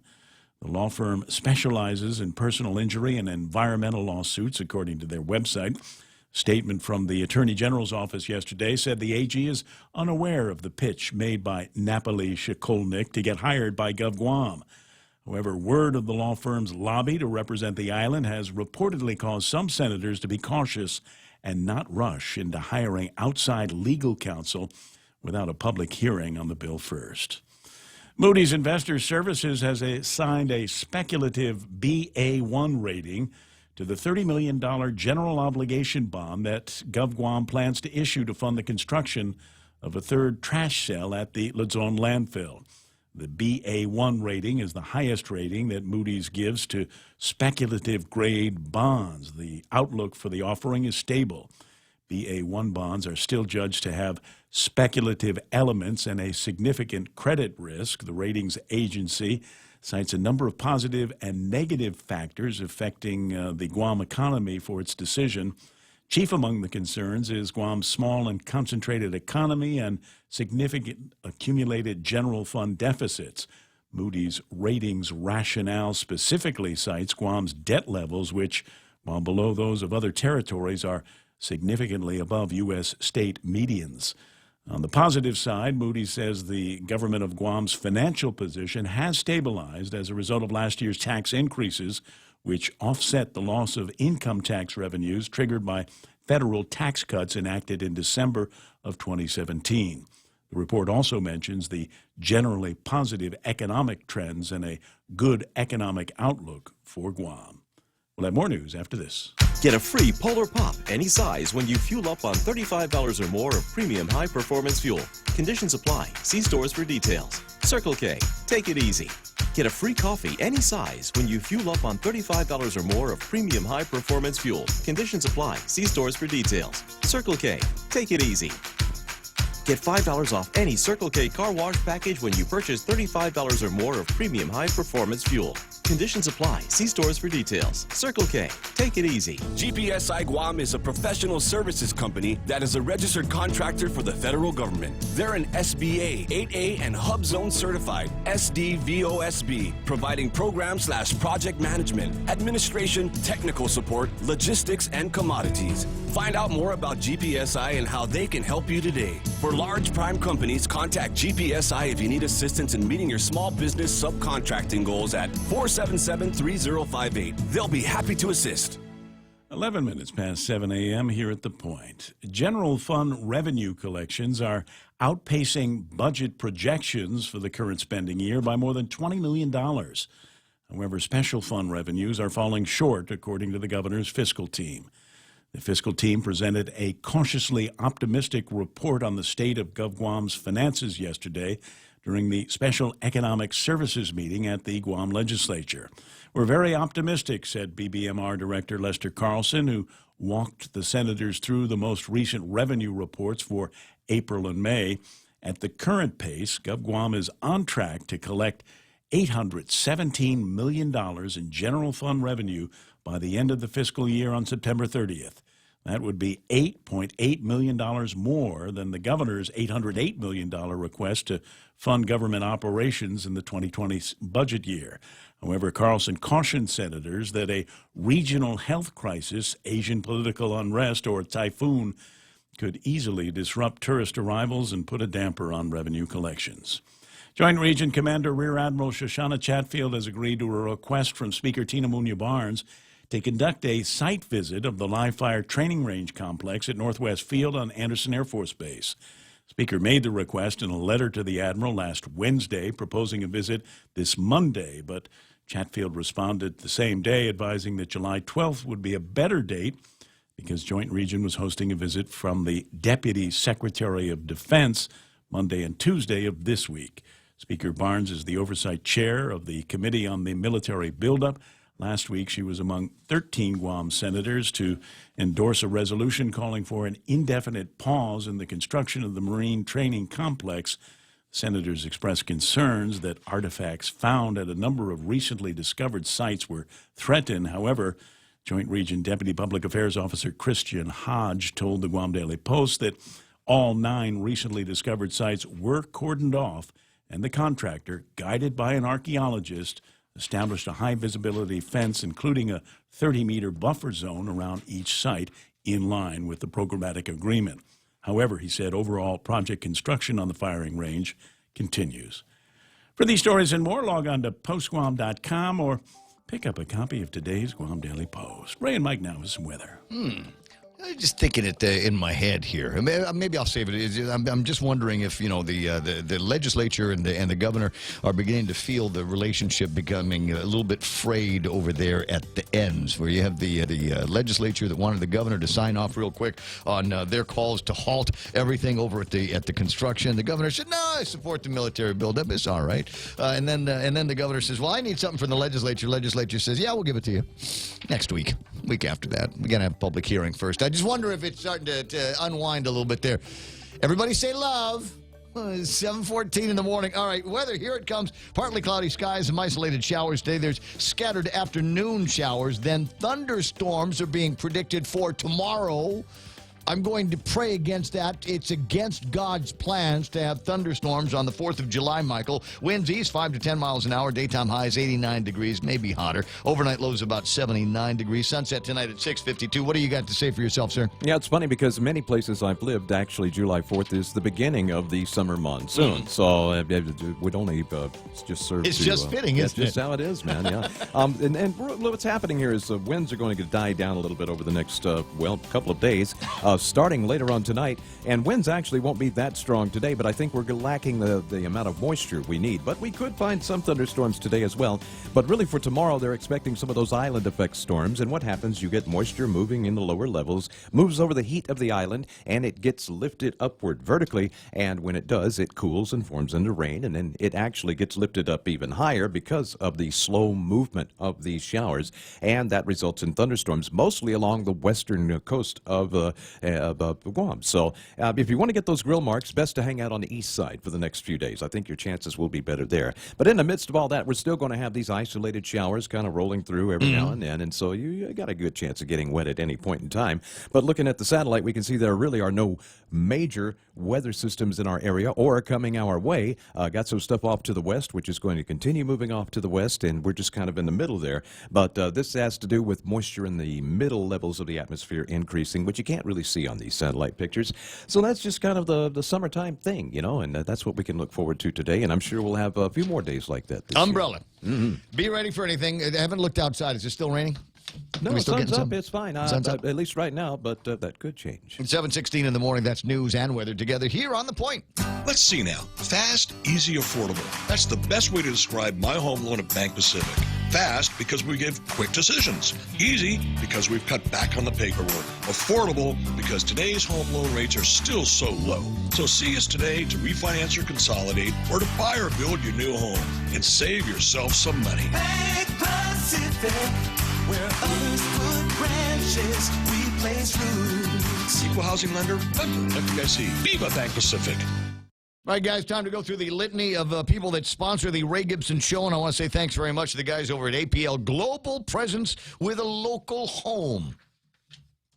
The summer of cheap is going on now at Cars Plus up in Mighty, Grand Cherokees, regular Cherokees, the Compass. And the cool thing about the Compass is it knows how to drive itself to your house. And it's not a self-driving car. You'll just get that impression. It's named Compass. It'll find its way home. And, of course, the Wrangler. They got the Wrangler in your favorite color. Go for a test drive today and check out their financing as low as 1.99%. Save up to 50% with Nanbo Insurance's Bundle Up plan on that new Wrangler. Call them at 477-9754. Never been a better time to go solar with Micronesia Renewable Energy. Check out the battery systems they have for a free consultation. The number is 632-2613. One more? Yeah, my friends over at Ruby Tuesdays. I love what they've put together for you on Monday, Wednesday, Thursdays, and Fridays. Not Tuesdays. They've got all select draft beers. There it is, wines, sangrias, or an RT Tipsy Palmer or a Ruby Relaxer, $5 or less. $5 appetizers, too. Join them for happy hour tonight at Ruby Tuesdays, Guam. The Coconut Wireless is back. The Ray Gibson Show. Call now, 888-TALK. That's 888-8255.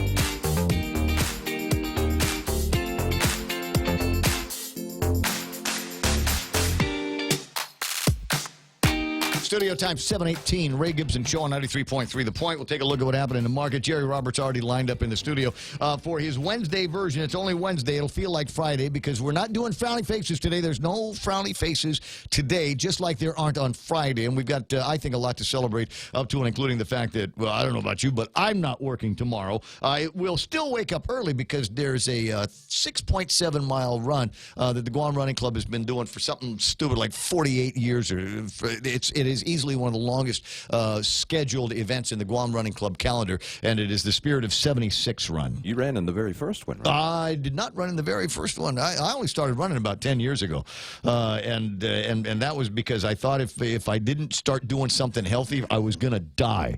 I might still die, but it will probably not be from the things that was my habits from back then. More on that in a couple of minutes, and it's. What's that? Yeah, we have to. We do have to do this. GovGuam story. Your GovGuam revenue is tracking $23 million more than projected. You can find that story in a variety of places, up to and including the folks over at the Guam Daily Post who have got this on page 2. General fund revenue collections, primarily from taxes individuals and businesses pay. Tax hike, are outpacing budget projections for the current spending year by more than $20 million, although special fund revenues are falling short, according to the governor's fiscal team. Les Carlson says, we're very optimistic. Until he stopped being optimistic in the story. Did you catch that? We're very optimistic, but there's always a but. While we are optimistic, we are very cautious, too, with essentially 4 months of the fiscal year that have not had revenue reports. We're 2/3 of the way, but we're not there yet. My God, anything could happen. We could have an earthquake, typhoon, SARS, bird flu. Ray Gibson might get a booger, and that's it for taxes and revenues. And my God, have you seen the special funds? The only ones that are doing good are the Guam Territorial Highway Fund and Solid Waste Operations Funds, primarily because we've got people that are paying their subscriptions and buying gasoline, and now we've got the Highway Fund that is fatter because it's gone from 11 to 15 cents. So there's all of that. It's just one of those very interesting stories where you go, yeah, things are looking good, but we're not giving you your 1% back ever, so stop asking. It's 7:21 in the morning. Is it time to take a look at what happened on the market? Sure enough, let's do that now. Are we in record territory for just about everybody? Closing in on it. Dow Jones Industrial Average, 26,786, up by 69 points. You know why? Trump. NASDAQ at 8109. That's 17 points in the green. The S&P 500 at 8.68 there at 2,973. You know why? Trump. That's why. Yeah, Bitcoin at 10,683.30. I'm saying it today because we won't be here tomorrow to say it.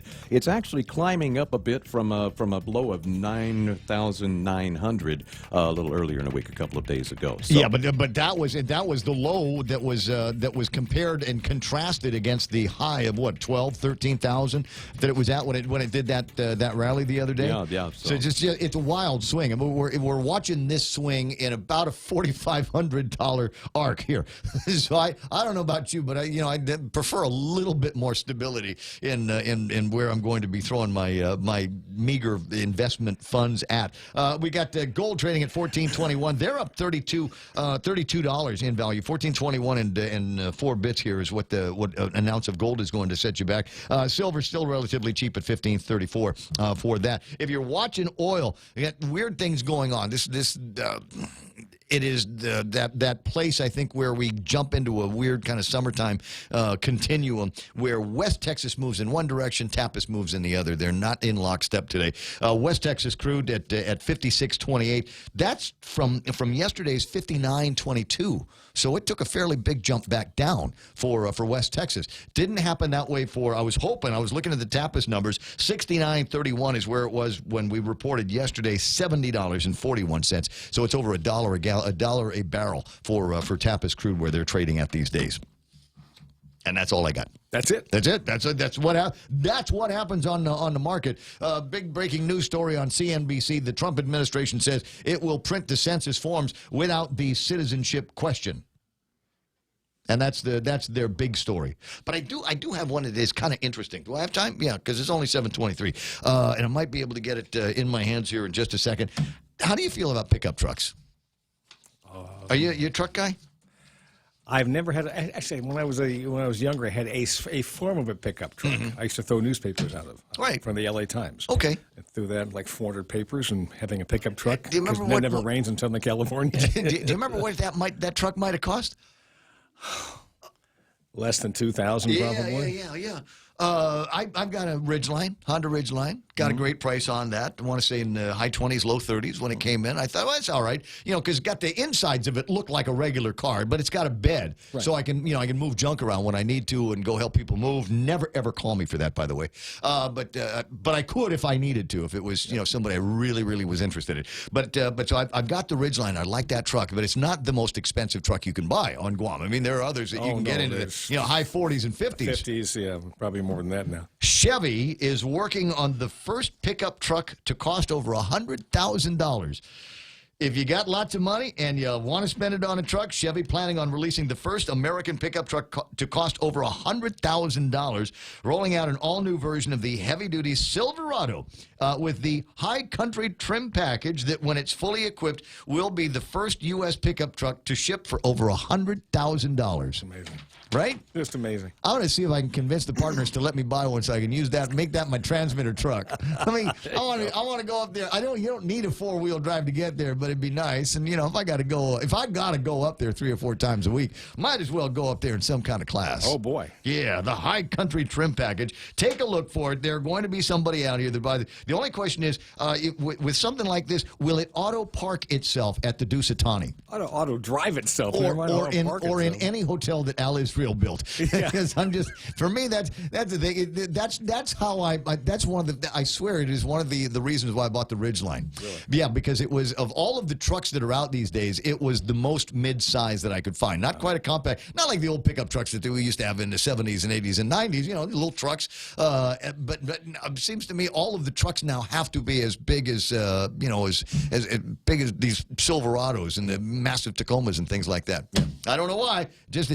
Can you imagine what the gas tank is going to look like on something like this? 30?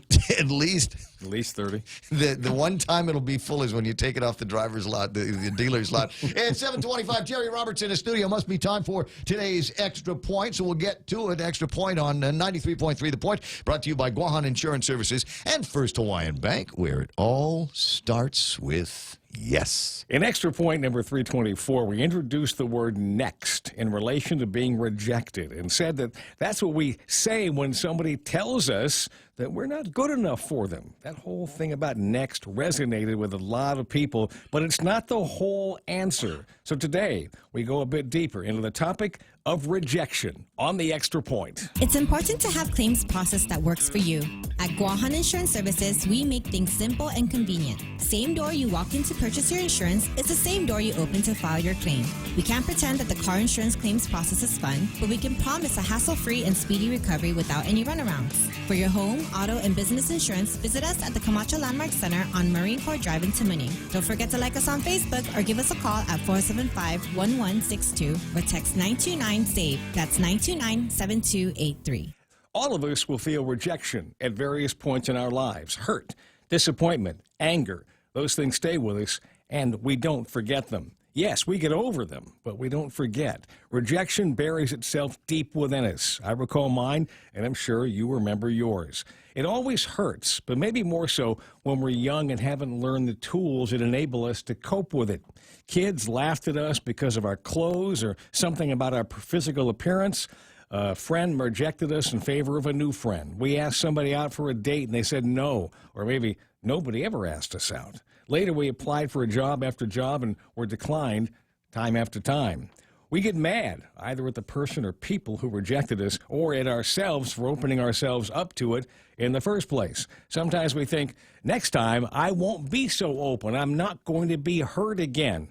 That's a big mistake because we close ourselves off to opportunities. Let's go through some steps on how to recover from rejection. Number one, know that we don't have any God-given right to be accepted. People have a choice. Tough as it is to swallow that, you and I may not be what they're looking for. That can be in matters of the heart, career, or anything else. Number two, it doesn't have anything to do about our self-worth. It's only someone else's opinion. That's all it is. Or the circumstances may not have been right. Someone has their mind set on dating or hiring another person, so they don't want us. That means it's about them, not us. Number three, if you're upset, maybe go somewhere where you can't be seen or heard and yell and scream all you want. Go to the gym, punch and kick a bag until you're exhausted. Get the anger out. 4, process the rejection. And in your mind only, congratulate the other party on their choice. I know you think I'm crazy with this one. We want to hate on those people who reject us, don't we? No. We want to get rid of the anger and the bad feelings, so we release all of that by saying to ourselves, okay, you found the one you were looking for. I'm happy for you. Hope it turns out the way you want. Trust me on this one. Just try it. Number 5, if you need some space from the events, find a distraction. Take a trip, start up a hobby, join a league, take a college class, meet new people, introduce something different into your life to freshen things up a bit. And number 6, in job-related circumstances, ask for some helpful advice. Be humble and say something like, would you mind giving me some feedback on why I was turned down and what you feel I might want to work on to improve my chances for the next time I apply for a job? And finally, be ready with that word, next, and then move on. Your future awaits you. That's the Extra Point. Get out there and make something good happen today for 93.3, The Ray Gibson Show, Guahan Insurance Services, and First Hawaiian Bank. I'm Jerry Roberts. Next. I love that. The bottom of the hour, and I love that. I love that deal. So you can find that at the GuamTraining.com on the World Wide Web. Taking a look at something that I think might be riff-worthy here in a couple of minutes. Something else I found on a website. The headline is, "I've been a millennial therapist for more than 5 years, and their number one complaint." The number one complaint of the millennials. You might imagine that there's probably a big selection to choose from of things that the young people might be upset about. The number one thing, though, and I don't know that this is unique to millennials. I think this is something that we all have from time to time. Maybe this generation has more of it than we ever did. But their number one complaint is, I have too many choices and I can't decide what to do. What if I make the wrong choice? Yeah. Decision fatigue, he says, is a real thing, especially in today's world where we're overloaded with information and have an immense pressure to succeed. There are so many big life decisions to make, who to marry, what career path to take, where to live, how to manage our money, and so many options. While having an abundance of choices might sound appealing, studies have found that it often causes us to feel stressed and overwhelmed. Our generation and the ones before called that paralysis by analysis. I get it. I got it. All the time. All the time, because there are so many choices. When I was in the baby raising business, especially with Mayumi and Mason running around as small children in the house, we had, as many families do, an abundance of plastic cups. Sippies and whatever. And it'd be one of those, okay, we're going to give you juice. First of all, it was, what kind of juice do you want? When I was growing up, we had 3 flavors of Tang. Thinking that was, wow. But, what juice do you want? And then what cup do you want it in? What cereal do you want of the 12 that are on top of the refrigerator? And we went to a parenting relationship class. And one of the things that we learned in this class was reduce the number of options. So figure out which sippy cup the kid likes the most and throw the rest out. Yeah. And when it comes to cereal, figure out which 1 or 2 you might have in the house and then throw the rest out. Mark Zuckerberg wears gray tank tops, or not tank tops, but turtlenecks and things like that, and shirts and T-shirts, and blue jeans. Steve Jobs wore a black turtleneck every day and blue jeans. And they cited the same reason. They wore the same clothes every day because of this issue of decision fatigue. It was one less thing they had to think about that day. And because if you have to think about all these little things, then you get to work and you got to worry about something that costs you $100 million. That match, and one less decision that you've got to make in the morning. And frankly, the other reason I've got something similar. I have outside of running socks, I have 1 pair of socks. That is not to say that I only wear 1 pair of socks. 1 color. I only have 1 color and style of sock. I once a year or so, I'll go to Kmart or Macy's or someplace and buy a dozen pairs of exactly the same sock. That way, they all look the same going in the dryer and look in the wash, look the same coming out, and they all fold the same. And if I, at the end of it, come up with 1 orphan all by itself. Doesn't matter. It doesn't matter. I'm not going to go crazy trying to find its twin because I've got 11 others that will match. And usually it's something underneath the dryer behind it, or so I'll eventually find it. And that makes things a lot easier for me. Buy clothes in the same color palette so you don't have to worry about what matches and what doesn't match. Just think about that. I don't think it is a problem just for millennials, but if you find yourself having these issues in your life, begin to minimize and alleviate some of those choices that you've got in your life. And that's the extra point. Good job. 7:34, and time for headlines from the Guam Daily Post. Here's Kevin Kerrigan. Half a day and good morning, Guam. In the headlines from the Guam Daily Post this morning, it's official now. Governor Lulian Guerrero has called the legislature back into special session this morning at 10 o'clock to reconsider their Monday rejection of her emergency legislation to hire outside legal counsel to join the stateside litigation already in progress against the makers of PFAS chemicals. Speaker Tina Munya-Barnes told reporters yesterday that there's been a request from a couple of her colleagues to look at a reconsideration. Senators Monday rejecting the governor's bid to approve her bill to hire outside a law firm by a vote of 8-6, opting instead to hold a public hearing on her measure on July 9th. Meanwhile, the Guam Daily Post has learned that a pitch has already been made to certain GovGuam officials by at least 1 outside law firm to represent Guam in the litigation against the chemical makers. The law firm Napoli Shikolnik made the presentation before last Friday's introduction by the governor of her emergency legislation. The law firm specializes in personal injury and environmental lawsuits, according to their website. Guam police have arrested 5 people on suspicion of selling drugs out of their Dededo residence. Police executed a search warrant yesterday at the home that reportedly served as a neighborhood drugstore for meth users where customers would come and place their orders, according to court documents. Officers confiscated about 5 grams of meth during the raid. Arrested were 28-year-old Jarek Aradanas. A glass pipe with meth residue and a baggie containing the drug were found inside his vehicle. Also arrested were 61-year-old Madonna Maguflor, 37-year-old Ramil Gonzalez, 46-year-old Miguelito Bataclan, and 48-year-old Ronald Bayon. They're all facing charges of possession of a Schedule II controlled substance with intent to deliver. 24-year-old John Jr. Pangilinan faces multiple charges after allegedly violating a court order to stay away from a woman, then breaking into her home and injuring her on 2 occasions. According to the magistrate complaint, the woman filed a complaint with the Agana precinct last week, saying Pangilinan showed up at her home as she was leaving and began following her until she reached her destination. Later, when she returned home and walked inside, he was there waiting for her. She says he pushed her to the ground, trapped her, slapped her with one hand, and put his other hand around her throat, strangling her. Then on Sunday, the woman again reported to police that Pangilinan returned to her home and was sitting on her bed when she woke up. She tried walking out of the house to call police on her cell phone, but she says Pangilinan grabbed the phone from her, pulled her back into the home, threw her to the floor, and took the cell phone, then left.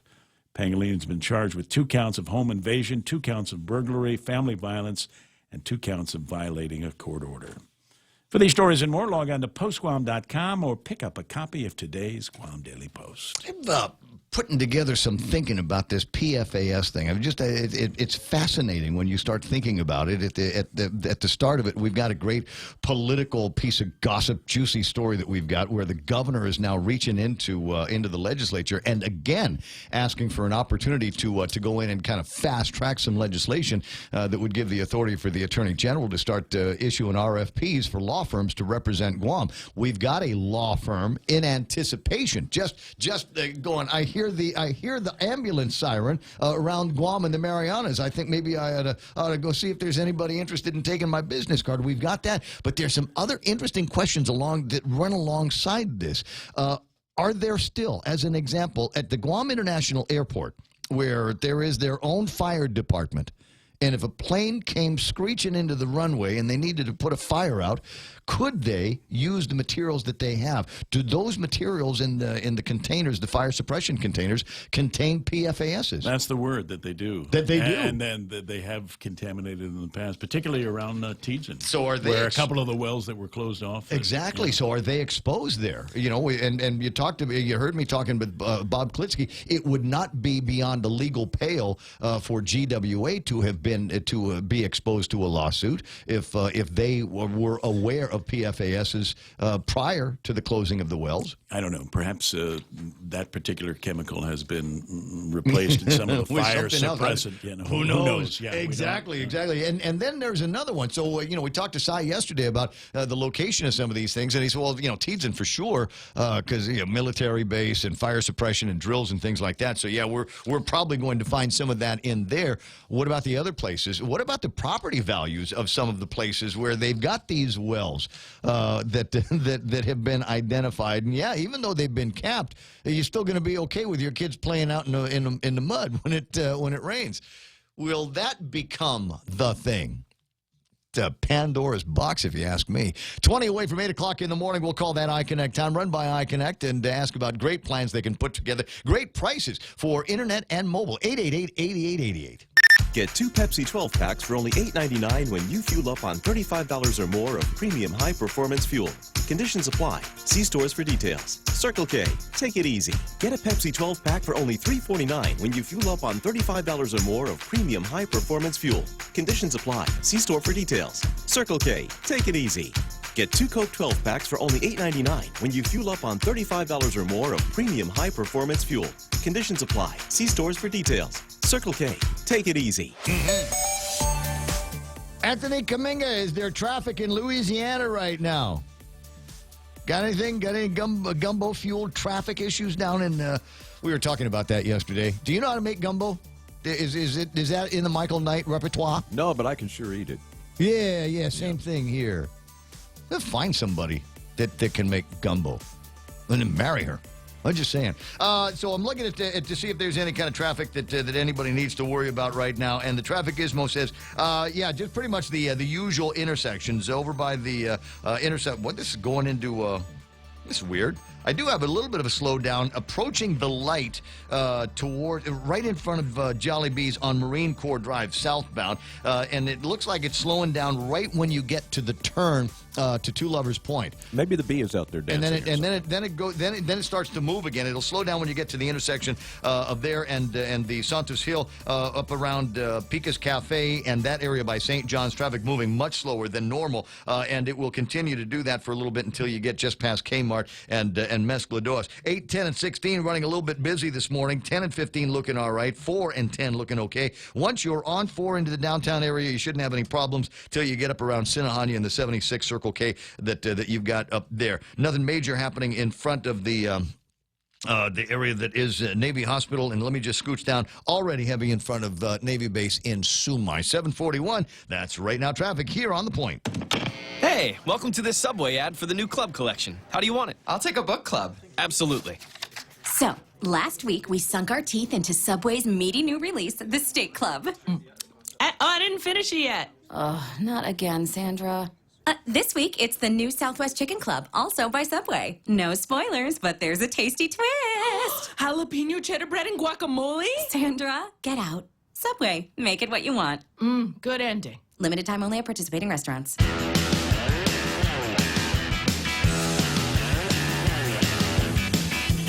My friend Michelle says, I can make gumbo. Prove it. That's all I'm saying. Prove it. And with or without okra, my preference is without, but I think it'll affect the taste one way or the other. Anthony Kaminga says, I'm in Northwest Louisiana, not the same taste as Southern Louisiana. LOL. Rico Blancaflor says, good chance senators will flip-flop again on Governor Lou's insistence of hiring off-island lawyers like they did on recent military buildup issues. Well, let's watch and see if we got any backbones working over at the legislature. What do I call the place? The 13 Blind Mice. Who's playing around online with me this morning? There's a bunch of people that I haven't said good morning to. Jose Martinez, Kev Canetta, Phil Schwagi from the Micronesia Mall. I got Rose Greeno, Carlos Barreto, Brad Hewitt, Katie Baltazar, Dodge is online, Teresa Ogden-Rigel, John Torres, Sylvan Tudela, Dave Torrey's online, Edwin Kitsatsu. Dave, are you in... Dave's a running buddy, much more athletic than I am, but we both geek out at the same kinds of things. There is on my phone. And he turned me on to this before. You get yourself one of these, like a watch. An Apple Watch will do it. You can get this with the Garmin watches, etc. And they will talk to an app called Strava. And Strava will talk to another app called Relive, which will take the data from your run or your ride or whatever it is that you're doing and overlay that on a GPS map so that you can see the trail. Now, they've also added the capability of adding photos and videos to spots where you've stopped to take a photo or a video. Very, very cool technology. And now, Dave, have you noticed that Relive now has a feed? So it is now a social app.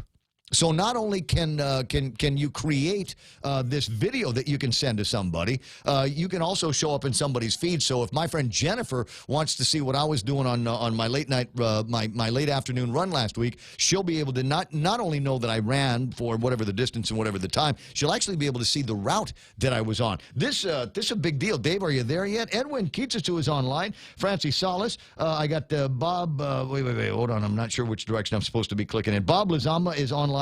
Heather Perez, Mandy Pahea, Nate Horn is there, Charlie Laron, Dennis Bensur.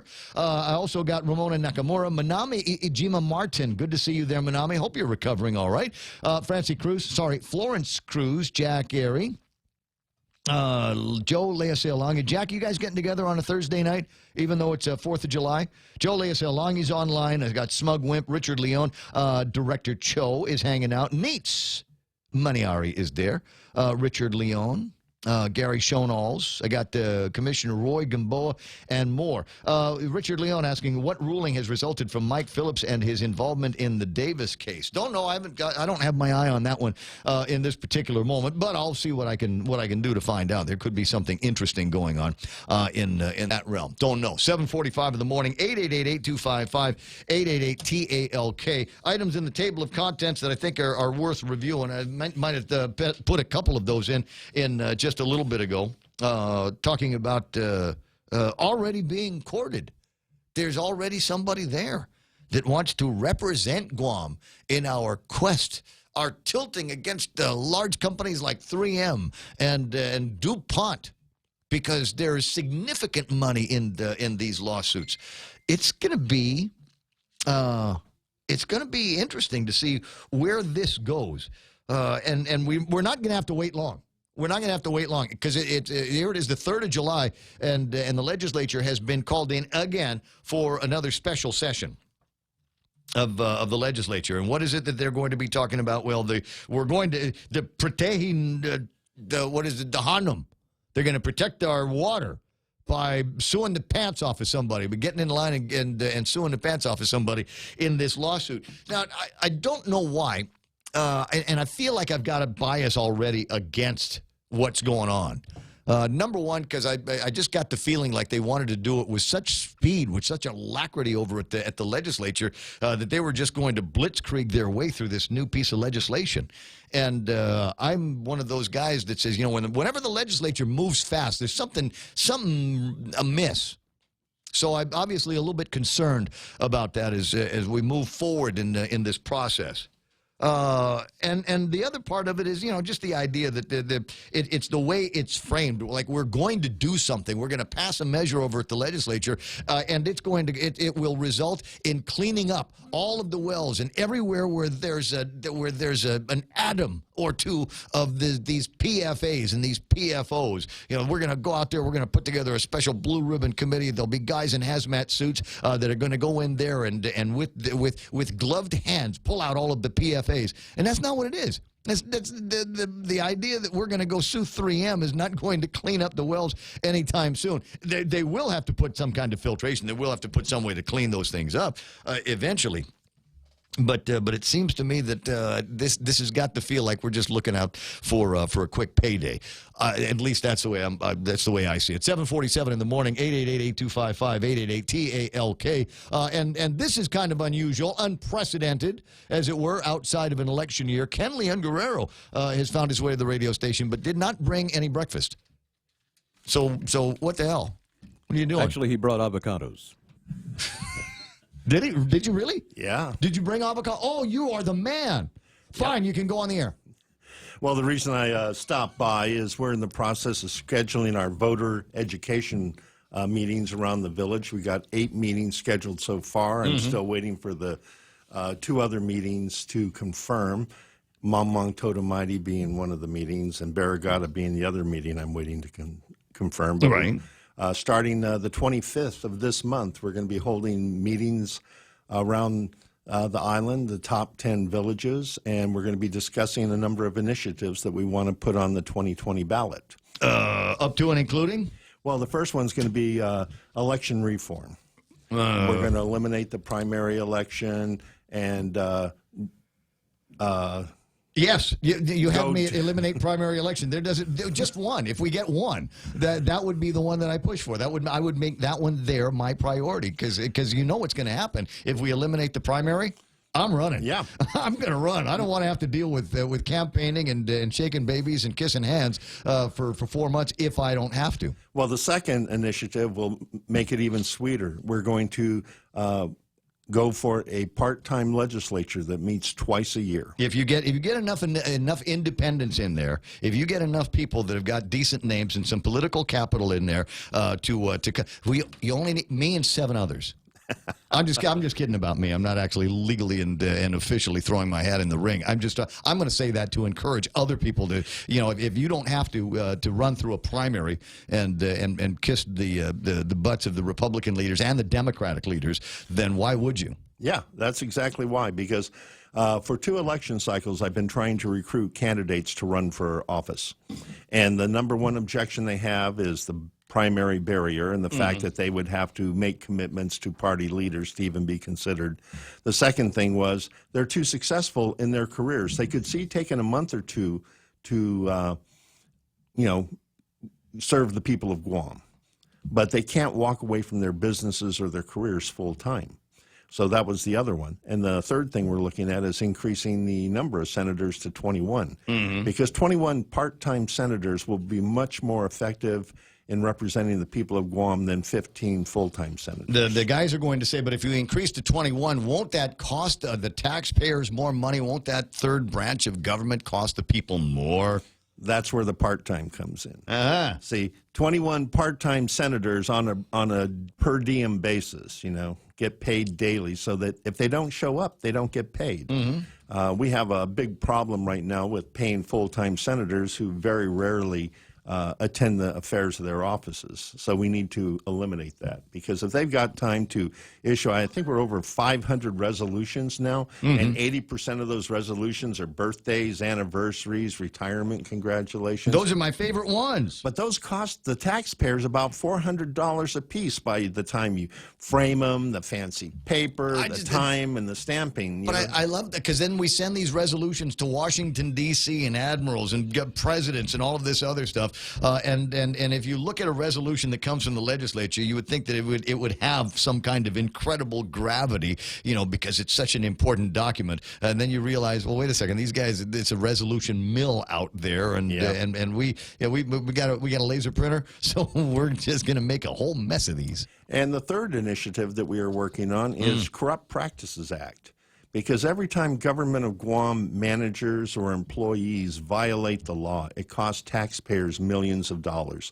Just look at the two recent cases before the Civil Service Commission. Right. $600,000, $700,000 plus attorneys' fees. And just wait until they're done. $2 million. Just wait until they're done with Linda Uggan. Oh yeah. So, and then look at the Bob Cost knows what he's doing. Yeah, and look at the Chamorro Land Trust land issues, where government employees are parceling out land to their relatives. But there was nothing wrong with that. We checked. We looked in the books. We did the research, and we could not find that we did anything wrong or untoward, even though everybody else in the community is looking at that going, no, that's just wrong. Well, that's why we're putting in a Corrupt Practices Act, which will allow taxpayers to sue the government. I'm trying to think if I had another one that I could throw in there. Well, the fourth one along those lines is we're going to create an office of an elected prosecutor, because the Attorney General represents government of Guam, doesn't represent the interest of the people of Guam. So by having an elected prosecutor who will then be very, very cautious about his win-loss ratio, and how many people he sends to jail as opposed to how many people he gets a guilty plea and waives penalty. So it'll make the prosecution of crime more accountable to the people of Guam. That is my right big fear. It is my big fear here, buddy. Is that you see these guys, these jugheads, on the front page of today's Guam Daily Post? Jarek, Miguelito, Ronald, Ramil, and Madonna busted by cops. 5 people on meth dealing charges, and I'm just worried that they're going to go in front of the soft-hearted judge. The Guam Daily Post, their editorial contribution this morning, roughly along the same lines, is we've got somebody who we entrusted the safekeeping of our most hardened criminals.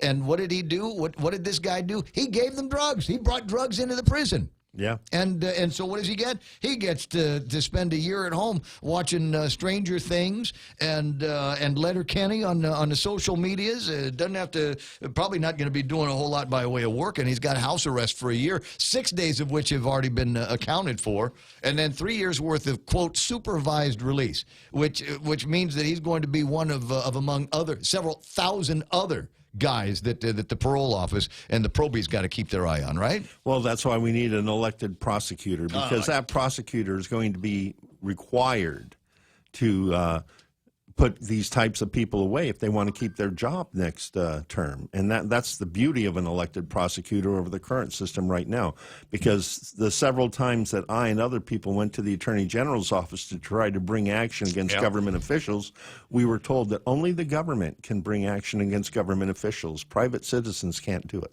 7:55 in the morning. Now, my understanding is that in exchange for the avocados, I'm supposed to give you coffee, but I'm giving you drive time, air time. So I'm trying to figure out how it is that that's supposed to be equitable. Mr. Ethics, huh?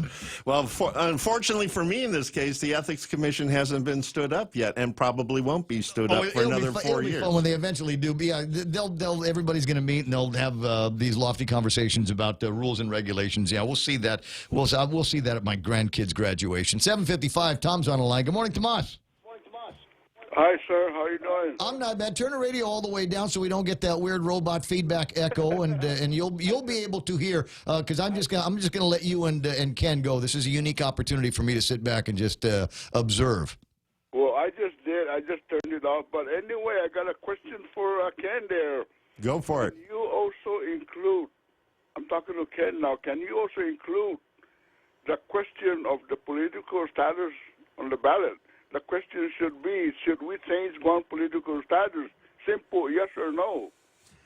Well, if the Decolonization Commission is willing to give me the $300,000 so that I can run the survey for them, because they don't seem to know how to run a survey to get the attitude of the people, because it's a waste of money, it's a waste of effort, because 97% of the people I talk to, and I talk to a lot, are in favor of the status quo. Twice the Puerto Rico statehood effort failed because they did not include a status quo option. So when they presented their reports to Congress, Congress said, "Hey, you didn't put a status quo option, therefore we're going to reject it." And here we have a decolonization commission that is basically inept. I mean, they've got all this information in front of them about past efforts and what succeeded and what failed. No, they're not inept. They got Josh Tenorio to talk over at the United Nations. I mean, there we go. I mean, that's got to count for something. Well, that counted for taxpayers. Josh, did you get me a UN magnet? I should have asked before. Yeah, I should have asked before you made that statement. That's where the $300,000 already got spent. No, the federal government wouldn't allow them to do that. What happened is taxpayers, you and me, paid for Josh Tenorio to fly to New York, go to a variety of gay pride events and eat in restaurants, probably taking a couple of shows while he was in town, and all at taxpayer expense for nothing, because the UN is not going to decide anything in this matter. It's going to be the U.S. Congress. That's where we need to be lobbying. But if we can't even do our own Constitution, what proof do we have that we can offer anybody that we can govern ourselves? We already did our own Constitution. But it was rejected because it didn't comply with U.S. law. The fix would have been easy. So you don't think the question of political status cannot be on the ballot? I think you know what I think, Tom? I think you can put it there. I think there ought to be a way that just regular old concerned citizens can bypass the decolonization office and ask that question on an open government ballot. Yeah, what you do is doing what we're doing right now with the voter initiative process. You hold 10 meetings in the 10 largest villages on the island. You record the meeting, and you provide the Guam Election Commission with your sign-in sheets, your schedules, samples of what you handed out at the meetings. Okay, can we also make that easier to do? I think voter initiative should be about the easiest thing to get on a ballot. Well, the legislature, and I think it was the 30th, made it as hard as possible, intentionally. So to find a lawyer to take that to court. I'm not saying you do it. You got lousy luck in court. So I'm just saying, let's let you and Sedfrey, he's just two worst court guys ever. Find somebody that will take this to court and say that the restrictions that have been placed on the taxpayers and the people of Guam by this legislation is unconstitutional on its face, because it prevents open dialogue and an open representation of how people feel in this republic. Okay, Ken, I'll be attending your meetings, okay? Oh, definitely. We're going to have the schedule published in the papers and online, and I will probably bring more avocados down here because they can't resist the avocados in exchange. That is a fact. We're like avocado whores. It's 8 o'clock in the morning. The radio station is KUSG. Again, that's Kenley and Guerrero. Tom, I'll talk to you pretty soon. Listen for you on Bob Klitsky's program this afternoon, starting at 4 o'clock on the 4th of July Eve. Stand by now for, what are we doing here? It's a Fox News Live, right? We're going to the Fox Radio Network. Those guys for news. Yes, we do it every hour, and it's live, not pre-recorded, not taped or anything like that. Kevin Kerrigan with more live local news on the other side of that. This is a Fox News Alert. I'm Rich Dennison.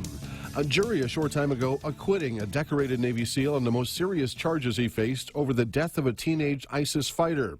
Fox's Jonathan Hunt. Chief Edward Gallagher is not guilty of murdering that ISIS prisoner in Iraq in 2017. He is not guilty of shooting at civilians in a crowd in Iraq. He is not guilty of firing from a sniper position at an elderly man. He is not guilty of firing at a young Iraqi woman from a sniper position too. Gallagher was found guilty of posing for a photo with the dead ISIS fighter he had been accused of killing.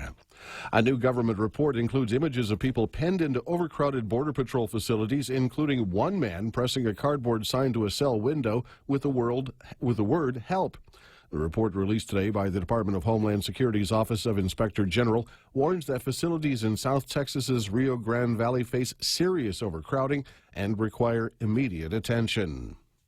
Next year's census won't include a question about citizenship. The Justice Department has informed plaintiffs involved in a court battle over inclusion of a citizenship question that question will be left off the 2020 questionnaire. Printing of the forms was expected to begin this week. New York State led a lawsuit challenging inclusion of a citizenship question, arguing it would diminish participation and jeopardize congressional representation and federal funding. Last week, the Supreme Court delivered a blow to the Trump administration, sending that case back to a lower court. Fox's Jared Halpern in Washington. Police investigating the gunshot deaths of 4 family members in their Westchester, Ohio home have arrested a relative in their deaths. He was the husband of one of the victims. This is Fox News. Let's see now. Fast, easy, affordable. That's the best way to describe my home loan at Bank Pacific. Fast because we give quick decisions. Easy because we've cut back on the paperwork. Affordable because today's home loan rates are still so low. So see us today to refinance or consolidate or to buy or build your new home and save yourself some money. Bank Pacific, where others put branches, we place roots. Equal housing lender, member FDIC. Viva Bank Pacific. We know too well the inconvenience of not having power after a storm. You worry about the food in the freezer going bad. Nights get hot. It's hard finding comfort when going to sleep. These are realities. But with solar and battery storage from Micronesia Renewable Energy, these realities can be a thing of the past. The solar works during the day and the batteries power your home at night. Call 632-2613 to see how solar plus battery storage can make life a little more convenient. MRE, the smarter choice. Looking to improve on the African-American vote, South Bend Mayor and Democratic presidential hopeful Pete Buttigieg spoke to the Rainbow Push Coalition's annual convention in Chicago today. Despite his recent cash haul, the most recent poll shows Buttigieg doing very poorly with non-whites. He addressed that at the Operation Push convention in Chicago. I am asked how I'm going to earn the black vote in the polls 10 times more often than I am asked how my policies would actually benefit black Americans. It's as if I'm being asked more about how to win than how to deserve to win. Buttigieg is advocating what he calls the Douglas Plan, named for the abolitionist Frederick Douglass. He wants to reduce what he calls sentencing disparities. Fox's Mike Tobin. The FBI says a package that initially tested positive for sarin at a mail facility near Facebook's headquarters in California did not contain any dangerous substance. 4 buildings were evacuated during that scare. One of the nation's biggest ice cream makers is hunting for a person seen on video contaminating its product at a grocery store. Bluebell Ice Cream is now investigating a video gone viral on social media depicting a woman opening a tub of their dessert product, licking it, reclosing it, and placing it back in the freezer aisle at an unknown grocery store. The woman laughs as she does it.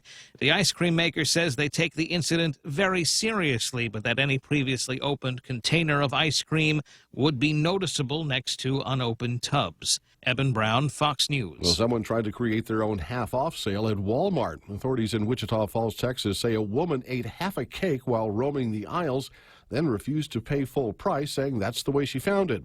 She wasn't cited, but has been banned from the store. I'm Rich Dennison, and this is Fox News. GPSI Guam is a professional services company that is a registered contractor for the federal government. They're an SBA, 8A, and Hub Zone certified SDVOSB, providing program/project management, administration, technical support, logistics, and commodities. Find out more about GPSI and how they can help you today. For large prime companies, contact GPSI if you need assistance in meeting your small business subcontracting goals at 477-3058. They'll be happy to assist. Hey, welcome to this Subway ad for the new club collection. How do you want it? I'll take a book club. Absolutely. So, last week we sunk our teeth into Subway's meaty new release, the Steak Club. I didn't finish it yet. Not again, Sandra. This week, it's the new Southwest Chicken Club, also by Subway. No spoilers, but there's a tasty twist. Jalapeno cheddar bread and guacamole? Sandra, get out. Subway, make it what you want. Good ending. Limited time only at participating restaurants. Get 2 Pepsi 12 packs for only $8.99 when you fuel up on $35 or more of premium high-performance fuel. Conditions apply. See stores for details. Circle K. Take it easy. Get a Pepsi 12 pack for only $3.49 when you fuel up on $35 or more of premium high-performance fuel. Conditions apply. See store for details. Circle K. Take it easy. Get 2 Coke 12 packs for only $8.99 when you fuel up on $35 or more of premium high-performance fuel. Conditions apply. See stores for details. Circle K. Take it easy.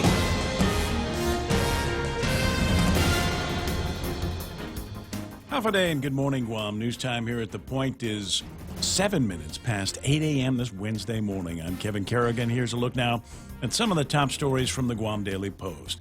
It's official now. Governor Lulian Guerrero has called the legislature back into special session this morning at 10 o'clock to reconsider their Monday rejection of her emergency legislation to hire outside legal counsel to join a stateside litigation already in progress against the makers of PFAS chemicals. In her message to the Speaker for calling for another special session today, the governor states, I reiterate the need to act urgently and again request that you exercise your authority and make a determination that emergency conditions exist to justify a waiver of the public hearing requirement. Speaker Tina Munoz-Barnes told reporters yesterday that there's been a request from a couple of her colleagues to look at a reconsideration. On Monday, the lawmakers rejected the governor's bid to approve her bill to hire an outside law firm by a vote of 8-6, opting instead to hold a public hearing on her measure on July 9th. Meanwhile, the Guam Daily Post has learned that a pitch has already been made to certain GovGuam officials by at least one outside law firm to represent Guam in the litigation against the PFAS chemical makers. The law firm Napoli Shikolnik made the presentation before last Friday's introduction by the governor of her emergency legislation. The firm specializes in personal injury and environmental lawsuits, according to their website. Joint Region Commander Rear Admiral Shoshana Chatfield has agreed to a request from Speaker Tina Munoz-Barnes to conduct a site visit of the live fire training range complex at Northwest Field on Anderson Air Force Base. Speaker made the request in a letter to the Admiral last Wednesday, proposing a visit Monday of this week, but Chatfield responded the same day last week, advising that July 12th would be a better date for the visit because Joint Region hosted a visit from the Deputy U.S. Secretary of Defense on Monday and Tuesday of this week. Speaker Barnes is the oversight chair of the Committee on the Military Buildup. Last week, she was among 13 Guam senators to endorse a resolution calling for an indefinite pause in the construction of the Marine Training Complex. The senators had expressed concerns that artifacts found at a number of recently discovered sites were threatened.